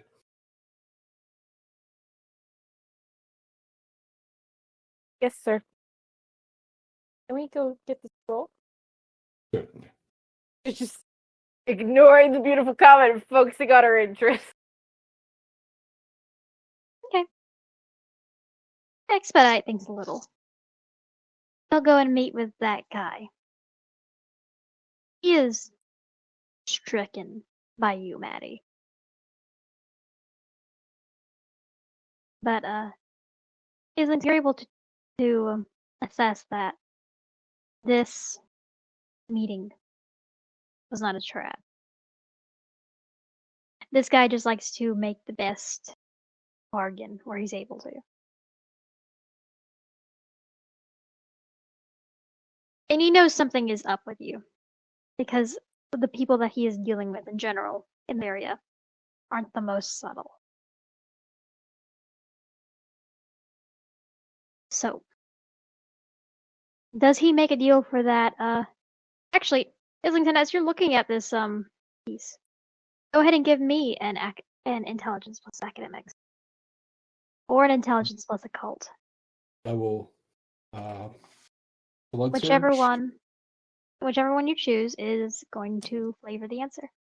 Okay. I'm going to blood surge because he's at a die penalty, I Mhm. think, for the rest of the night. So. Yep. I do get hungrier. Oh, well, that'll be fun. Oh, Actually, make it a cult. Make it a cult. Okay. That's a good pool for him. It is. Yeah. So.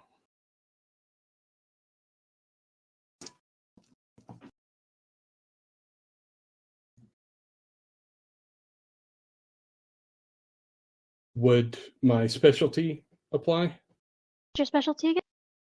Blood magic? No. Okay, just want to be sure. You hear the sound of so many dice. Wait, hold on. I rolled too many dice because I added all the dice together and I forgot to drop the penalty out. That's my bad. Okay. I will take the penalty out. Still a decent pool. And not bad. 4 successes. Okay. You were told that this was a piece of the Dead Sea Scrolls. And the guy selling them certainly believes that. So does Maddie. You recognize it as something different. You recognize it as a piece of the Book of Nod. I knew it! I knew it!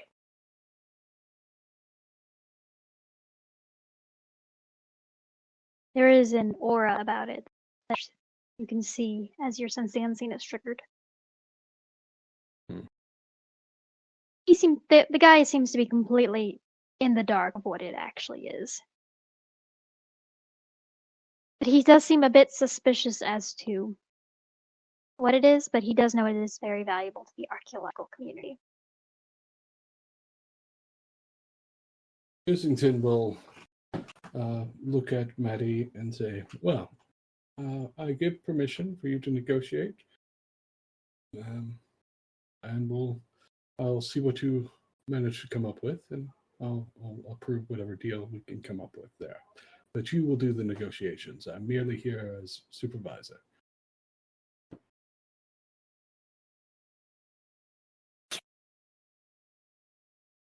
Okay, Maddie.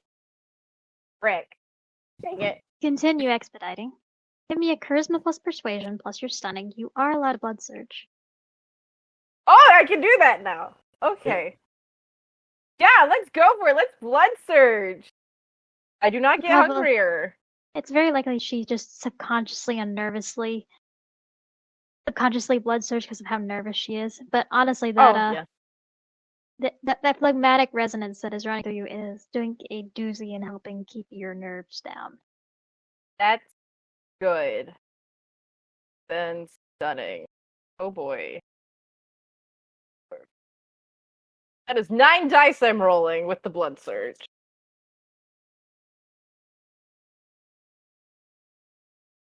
Three successes! Wait, willpower? Willpower. I'm going to use willpower. Get rid of some of those. Did not help me whatsoever. It's still 3. I did make the difficulty high. He was already soft on you.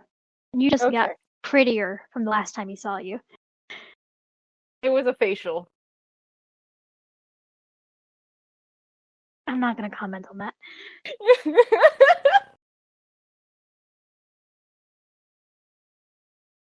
He negotiates. You two go back and forth. I imagine that occasionally Islington will pipe in if there is something that is either asked for, that is out of bounds, or that is within what they are able to reach. You do eventually end up getting this scroll, this piece of the scroll.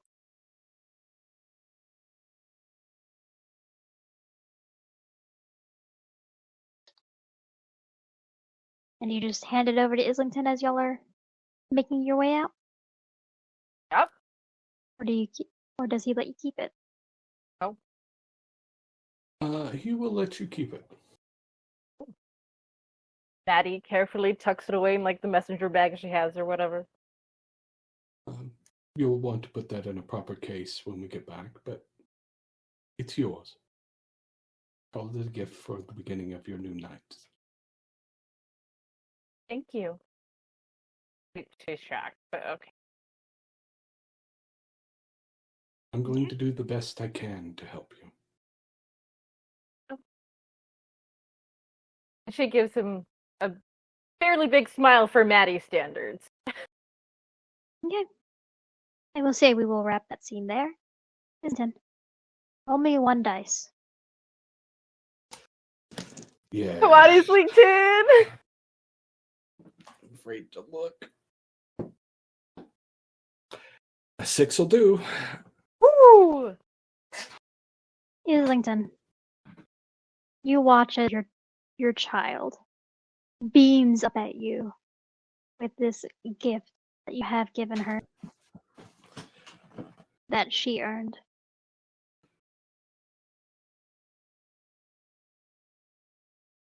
And he feels guilty. And you feel guilty.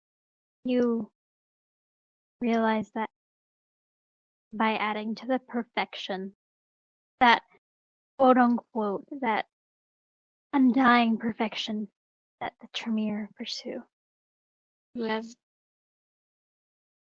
caused the death of a promising young woman who could have done so much good for humanity, for the people around her. You've taken a daughter from her parents.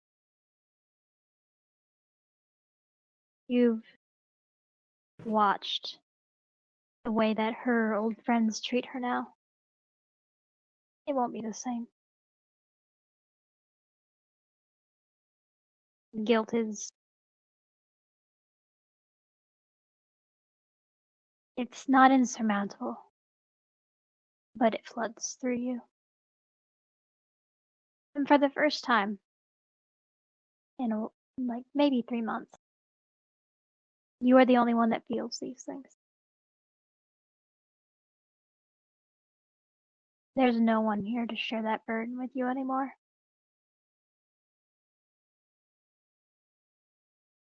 Yeah. Probably when they get back to the Chantry, he goes back to his own office. Okay. And just cries when he's alone. All right. He won't do it in front of her. He won't do it in front of any of the people he's in charge of. And in particular her, because he doesn't want her to feel guilty. But he will absolutely break down when he gets into his office.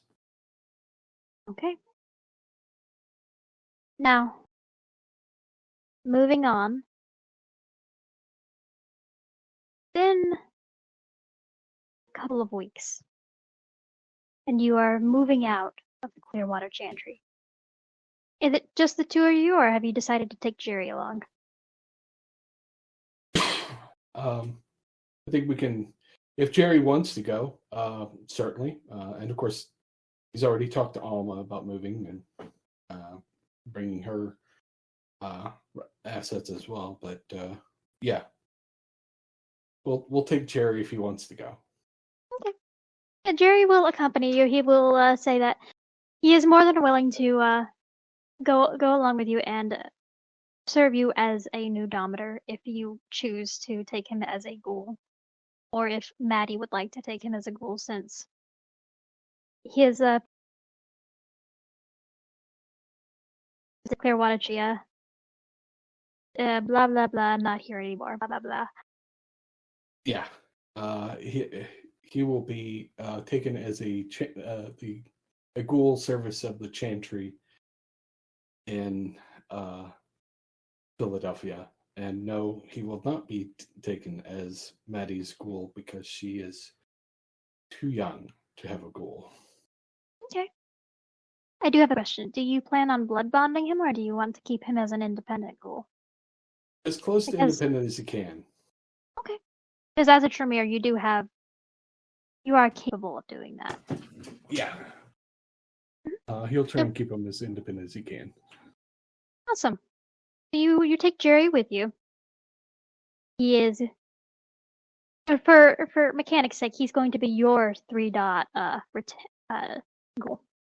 Okay. but that's mostly because you are region of the Chantry, so your say goes. But Yeah. generally speaking, he's going to be a Chantry ghoul. Yeah. And he will, as they go up to Philadelphia, he probably brought like this little DVD player that at the time he plays with Maddie, and they have watched it like old Doctor Who DVDs. Absolutely. They're just binge watching. They made him in color now. Huh? I suppose that they started to change over. So I stopped paying attention. Doctor Who. What about the doctor? The show started when I was still living in England. Oh yeah, it used to be in black and white. We Uh-huh. can watch like the first and the second Doctor later. There's some Survivor stuff. I might have like a flash drive full of like pirated first and second Doctor seasons that we can watch later when we get to where we're going. If y'all are up for that and y'all aren't snitches. Yeah, Mr. Singh, most things have been in color since we switched over to color in like the 70s. I know. I was making a joke, dear. Oh, sorry. It's all right.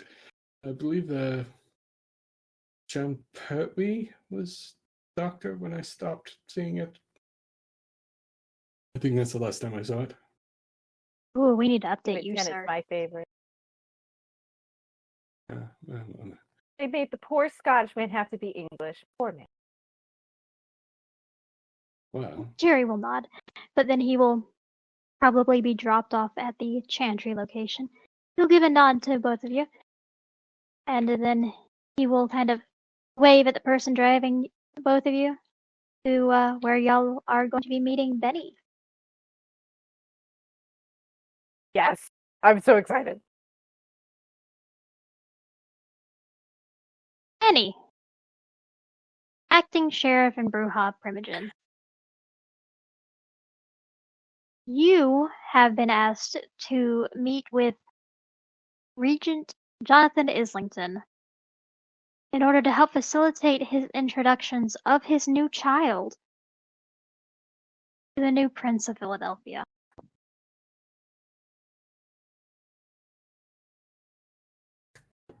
I am happy to do this.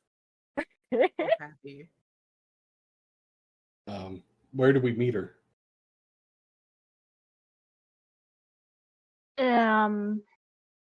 Probably somewhere near where the prince's place is, but not directly at it. Pencil continues to not remember the name of the place, even though I was told 2 days ago. Wasn't it the Philadelphia Art Museum where John was meeting people? Oh yeah, that'll work. That's it. Between the two brain cells, we could put them together. Yay. Excellent pieces. Islington will be very formal when he meets Benny. And good evening, Benny. Jonathan? I would like to introduce you to Madeleine. Hello. Madeleine, this is Benny. She is an old friend. It's very nice to meet you. Now, in addition to what you saw in wardrobe of her wearing, she's got a very fine film of gold body glitter on most of the exposed parts of her skin. Nick didn't feel like doing it now, and it's hard to show up on camera, so I just dispensed with the mess. And she just kind of, cocks her head a little bit, looks at Maddie. Never took you one to be attracted to a pretty face, but I'm sure she's got a brain to match. Madeleine is a brilliant student, perhaps too smart for her own good, actually. And Madeleine, Benny, I trust Benny with a great deal, and I would like you to make arrangements to spend time with her while you're here in Philadelphia. Yes, sir. Interesting. That's you know what? That's fun. Yeah. She'll dig into a pocket in her jacket and pull out. It at first glance, it looks like maybe she's about to give you like a dime bag or something real illicit, and then just basically gestures for you to hold out your hand, and then we'll slap what is basically like biodegradable glitter and a couple of other things, a sticker that says "Welcome to Philadelphia, it's terrible here," and a couple other accoutrement things like that, including her business card, which says Smashbox 20, proprietor of Malediction, which seems to be a club of some sort, and then also, interestingly enough, Sunshine Cleaning, and then she will then also hand a new card to Islington and go, so, fun idea that I've managed to come into while up here is everyone seems to complain about the glitter cleanup. So you know what? I just found my own company, and I made sure that they can clean it up. Indeed. Isn't that a bit like the police selling drugs as well as arresting the dealers? Oh, it's also good for, she kind of looks around at certain tradition violations. Multi-purpose. Indeed. And it keeps John happy, so, While they're talking, Maddie pulls out a handkerchief and carefully wraps the glitter-covered stuff before putting it in her own bag. It's good to see you, Benny. You too. How was your trip? Uneventful. Good. Can I insight check what is going on between them? Sure. Give me a wits plus insight plus your heightened senses. If either of you are masking or trying to hide any of it, give me a composure plus subterfuge. Not the slightest. But by nature, Islington does, because, that's who he is. I'm going to use a willpower because I only rolled 2 successes. I really want to know what's going on. Feel free. It's a new scene, so all of your willpower has returned. All right. 5 successes. Okay, nice. All right, you beat my 2. Okay. Would you two like to tell her what is going on? Please feel free to explain what she has gotten with her 5 successes. Including with about my the man dad. who actually... I'll let the man who actually rolled go first. She can tell that it's something she's never seen on him. Given how much she beat him by, he is barely containing that he has a desire for Benny. Like, he wants her. Scandalous. The British man has desires. It's been a long time. He has been. If Benny was in a war, yeah. Yeah. It's been a minute.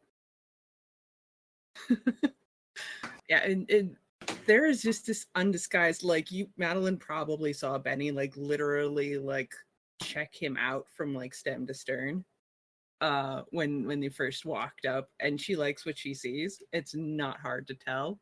And the way she handed him his card, just making sure that their fingers touched ever so slightly when the card happened, there's definitely, like, probably, like, if he doesn't call her soon, he'll be going missing for a night or two. So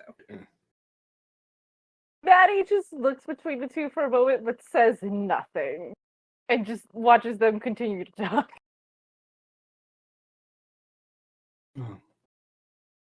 Once formalities are out of the way, Benny, we should perhaps get together sometime and discuss old times, perhaps. yes, I have a number of new facilities that you may at least be interested in viewing, if not participating in. I have some new books in my library. Maybe I could bring something by and we could have one of our reading sessions. Yes, I think that would be lovely. Anyways, she holds up her wrist. She is not wearing a watch, but she checks her wrist like she is wearing a watch. So, let's we're going to start walking. And I will just say, she seems very well behaved, so this should be okay. Kenny, I don't, give me a wits plus awareness.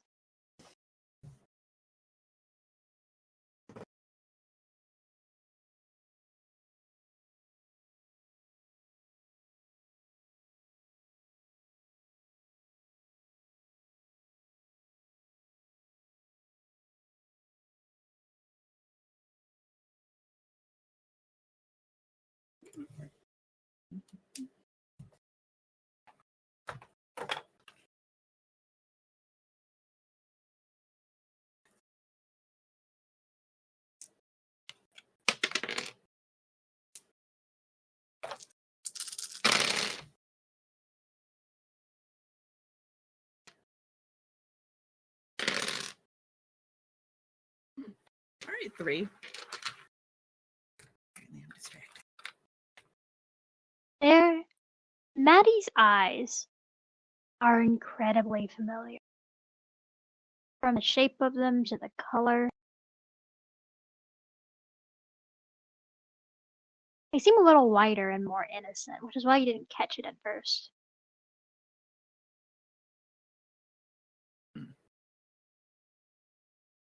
She'll clock it, but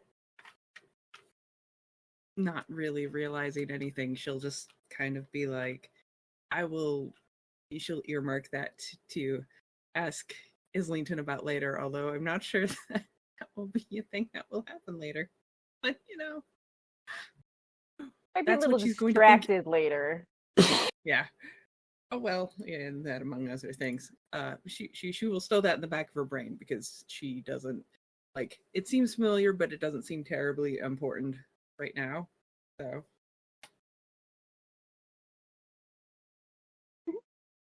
So you lead them further back into the art museum, to the more private Haven quarters, and where the throne room is, for the Prince of Philadelphia.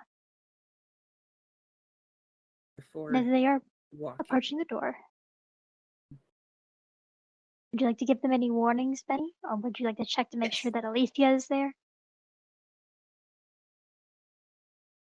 We're definitely, yeah. She's going to, before she opens the door, she just stands in front of the door, like she's not going to let them through, sort of feeling, just go, okay. So she'll look at Islington. I'm not sure if you're aware, I don't know how well you knew John and his religious beliefs, but they're in a time of fasting right now, so he's just be on your best behavior. Indeed. He also might be a bit paler than you remember him. Say it lightly. Very well. Good to know. And she'll turn and she'll go peek through the door to make sure Alicia's still there and just get the nod that they're ready.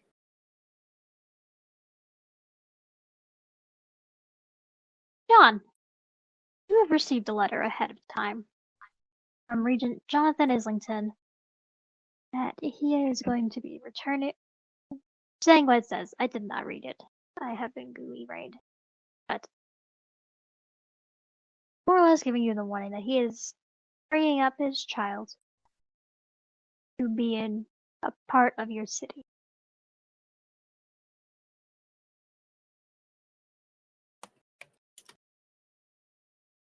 As they walk in, how would they find the prince? John is seated at the back of the room in what is a sea of polished white marble. His skin is much the same tone as the marble that surrounds him. His hazel eyes, slightly sunken, scan the room like a predator. His clothes seem painted on tight and restrictive, almost as if they are there as a binding rather than a clothing. He is seated in an ornately carved wooden throne, very similar to what Catherine had in the boardroom at the Don Cesar, but a bit larger. He's a prince. And he has perched proud atop his brow a large, spiky, golden crown. And he has both his cane and his sword laid across his lap, leg crossed, ankle at knee, just watching.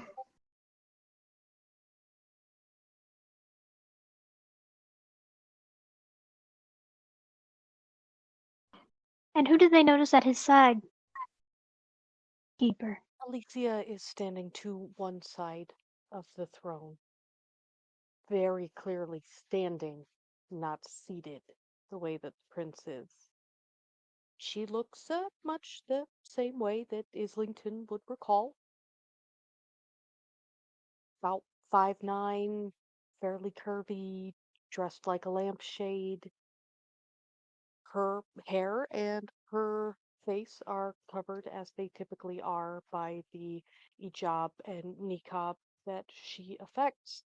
The only real difference that would be apparent to Islington's eye is there seems to be a scar on what used to be the unscarred half of her face.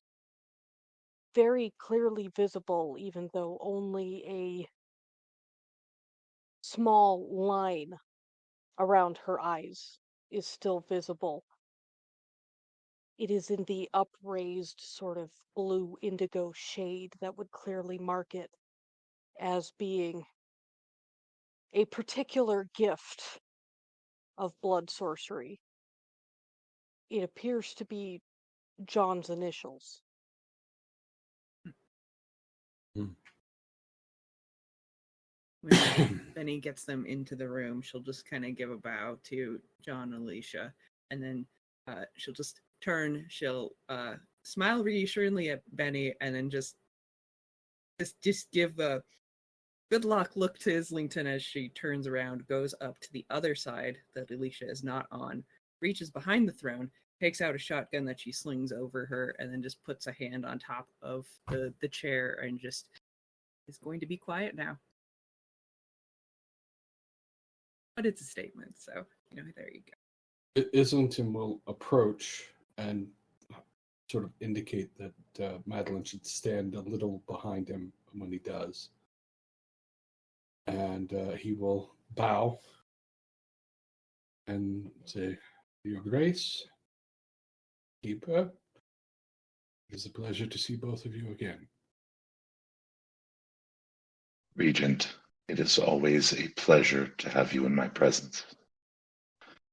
I do apologize for my appearance this evening. You know it is a sacred time. Indeed. I would like to also present my child, Madeleine Clark.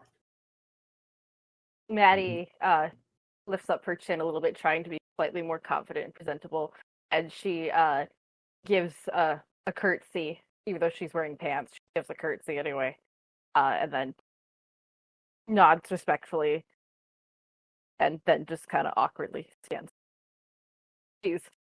Her hands are clasped together, but they are fidgeting a little bit. It's very obvious how nervous she is. Maddie, give me a charisma plus etiquette. Oh boy. You do Do I not get to get your add spelling. stunning? No. Okay. Can she get a bonus die because Islington is there to help guide her? Yes. Okay. Come on! Okay. 3 successes. She is very well mannered. She's obviously nervous. She is obviously very new. But she knows her etiquette, knows her manners, and being the child of Islington, probably also knows her traditions very well. being very respectful and very very much in the way of a humble fledgling.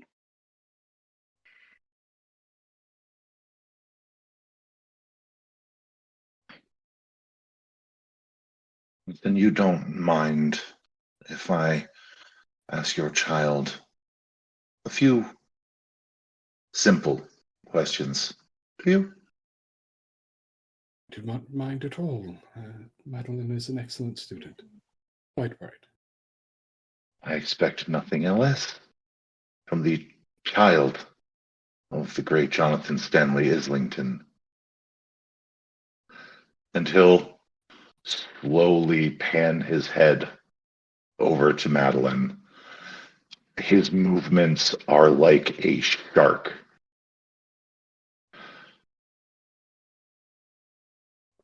Steady. What is the fourth tradition? Fourth tradition, the accounting. Those thou create are thine own childer. Until thy progeny shall be released, thou shalt command them in all things. Their sins are thine to endure. Good. Good. And the second? The second tradition, the domain. Thy domain is thine own concern. All others owe thee respect while in it. None may challenge thy word while in thy domain.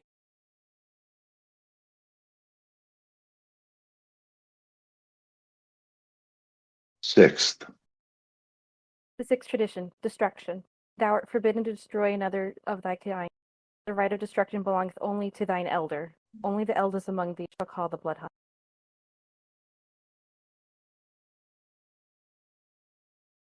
This saccharine, sweet smile spreads across the prince's face, and he leans in. And the seventh?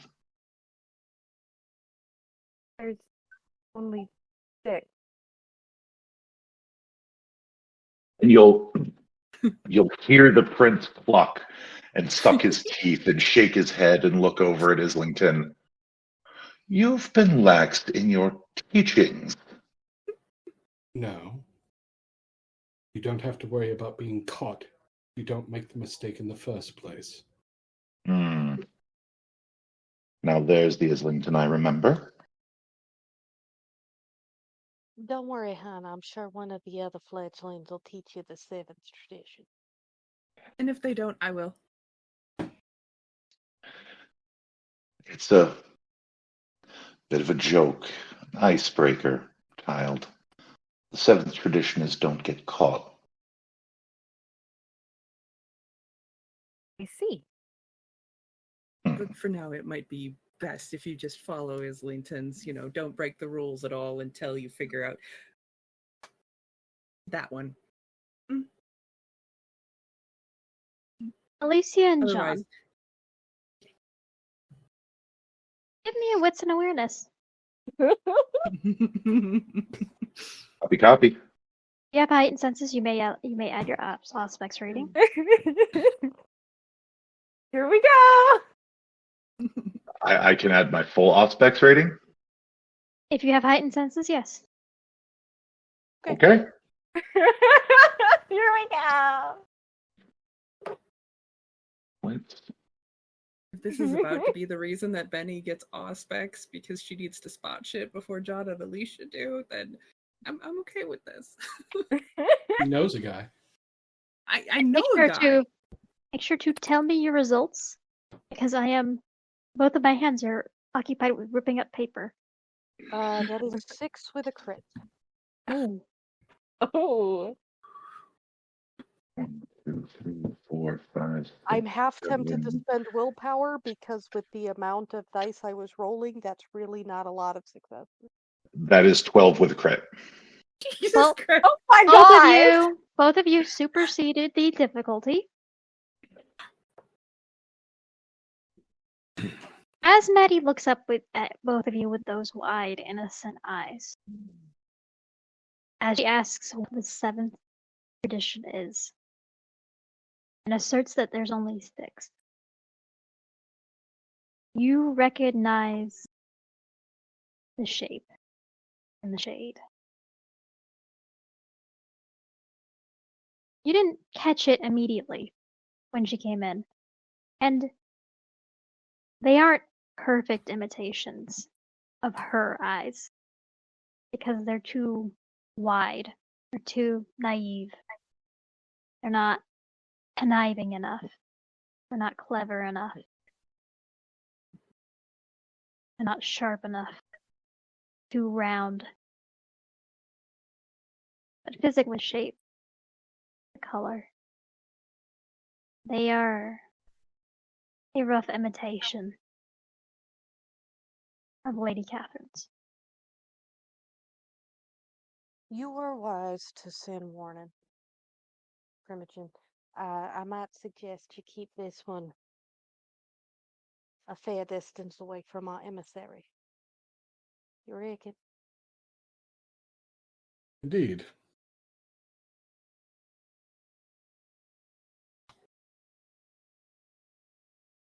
Fatty glances at Islington like, did I do something wrong? But she doesn't say anything because she's not allowed to speak right now. He will actually just reach over and put his hand on her shoulder, like a comforting hand on her shoulder. All right. There is a noticeable shift in John's mood.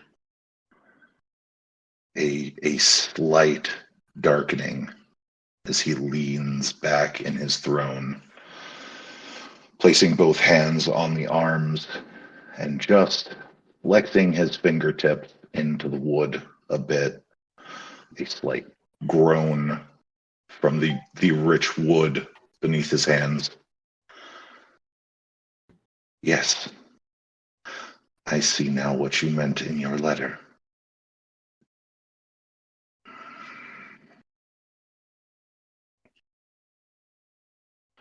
I hope she proves every inch worth the sacrifice, Primogen.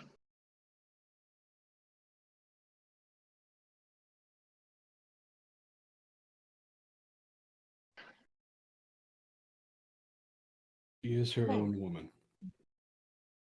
With all that out of the way, you did tell her that, given that she is still under your account, and any shenanigans she gets up to will directly reflect on you.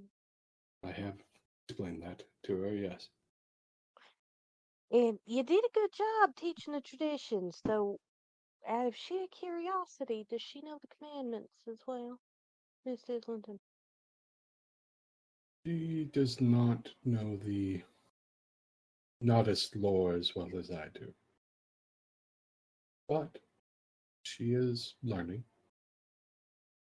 I just thought I'd let you know in a more friendly manner that, at least here, is city limits, that type of knowledge is not quite as hush-hush as it needs to be in other places. I understand. In fact, most of the slightly older fledglings already got a full dummies version, and we have at least 2 different copies in a couple of different translations in the library that Mr. Everly oversees. I understand. I will continue her education apace. She is very bright. One of the smartest students I've ever had. Oh, I don't imagine anything less could have turned you from your path, Miss Islington. Indeed. But she is her own woman. Despite the things you see, she has her own destiny to forge. And I'm here to make sure she's able to do that.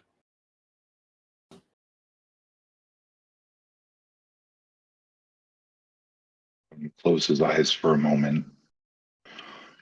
Islington, you've seen this expression on John before. He's centering himself.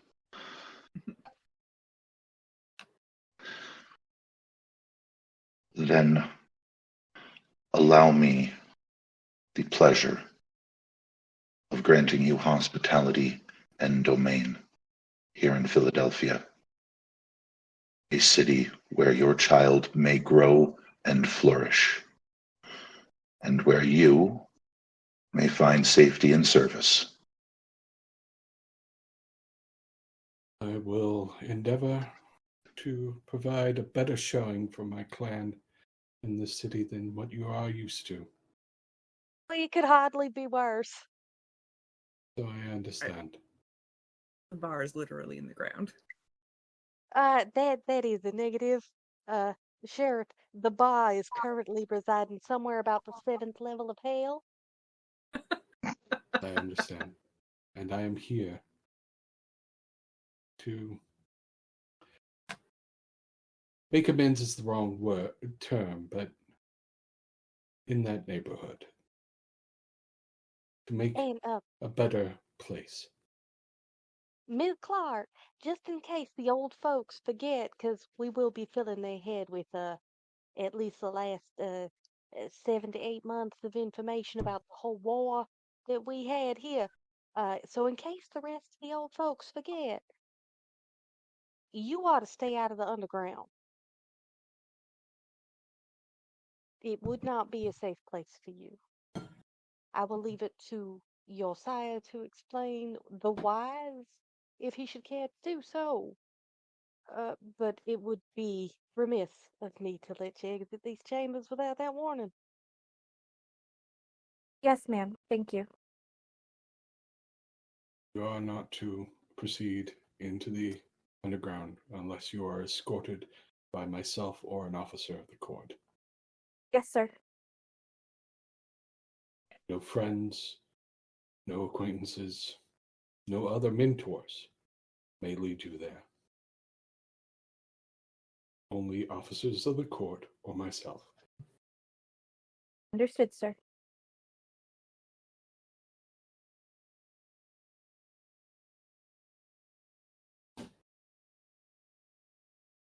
Very well then. If you would like, Mr. Islington, I can have Miss Wayne take you and Miss Clark to the chantry, allow you to settle in with what is left of your night. I trust you'll find the accommodations there more than adequate. After all, Florida is a long journey. Indeed. Thank you, your grace. Deepa.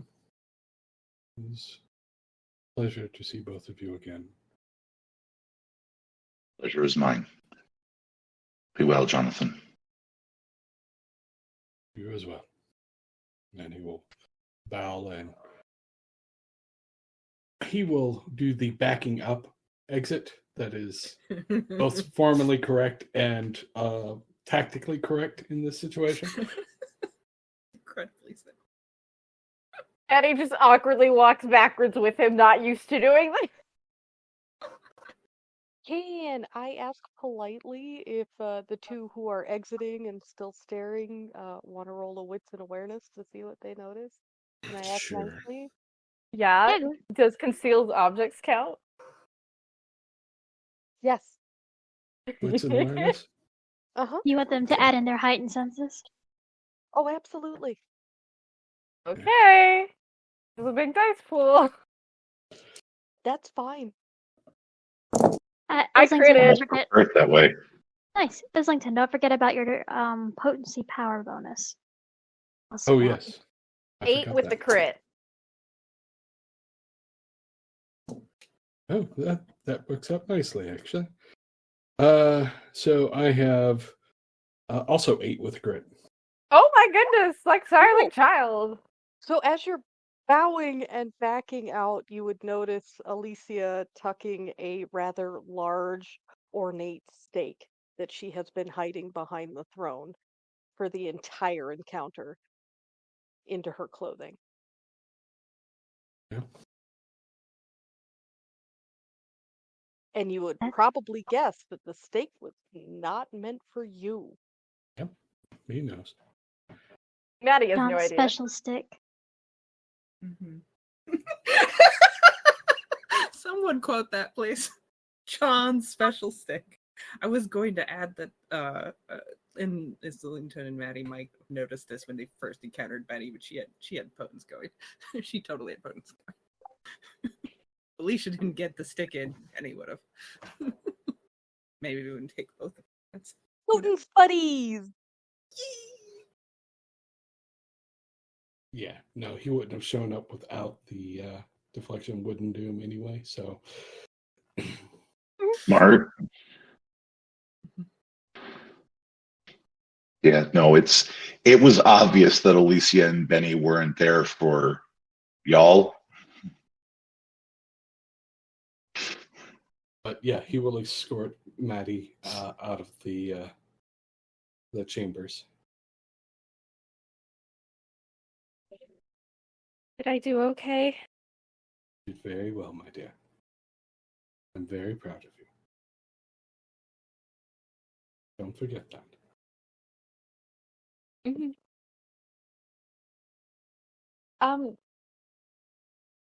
What did they mean? You told me I looked like a friend of yours, but you didn't say anything like that. You've been in my office Uh-huh. a number of times. You have a picture you look at. Yes. Very pretty blonde woman. Mm-hmm. Her name is Catherine. And she is very important to a number of people in this city. And you have her eyes. Is that a good thing or a bad thing? Catherine is a very divisive figure. She's also possibly my best friend.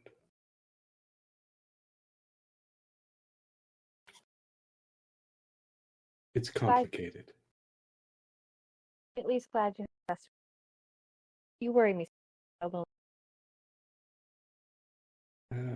I don't know if you will get a chance to meet her, but if you ever do, be polite. She is very British, very proper. Can seem very stern at times. But she has the heart of someone who cares, as much as she tries to hide it. And she's very important to the prince, which is why it was something I needed to let them know before you arrived. How? That is complicated. Is everything in your life complicated? Yes. Oh. Okay. But think of her as an adoptive sire. She helped make him the man he is. But she's not here. No. Much to my sorrow. Okay. She takes a moment to process that for a moment before she slyly looks up at him. So when are you going to meet up with Benny? Tomorrow? Probably, yes. Uh-huh. At one I point hope I you have a told good you, discussion. is there a question? No, no, sir. Are you sure you don't No want to ask questions a needed. question? I see. She gives the face of like, I totally didn't just figure something out. No, I'm so innocent. I know nothing. He's seen this look from her multiple times. She is somebody I want you to get to know. Mm-hmm. I told you the night of your embrace, there are some things I cannot teach you. She can teach you some of the things I cannot teach you. Understood. And she will try and convince you to glitter everything. As long as you keep it out of the library, I don't mind. We'll see. I don't have much experience with glitter. I have rather a lot.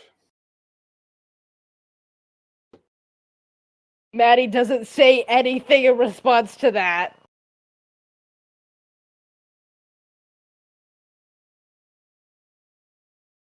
But welcome to your new home.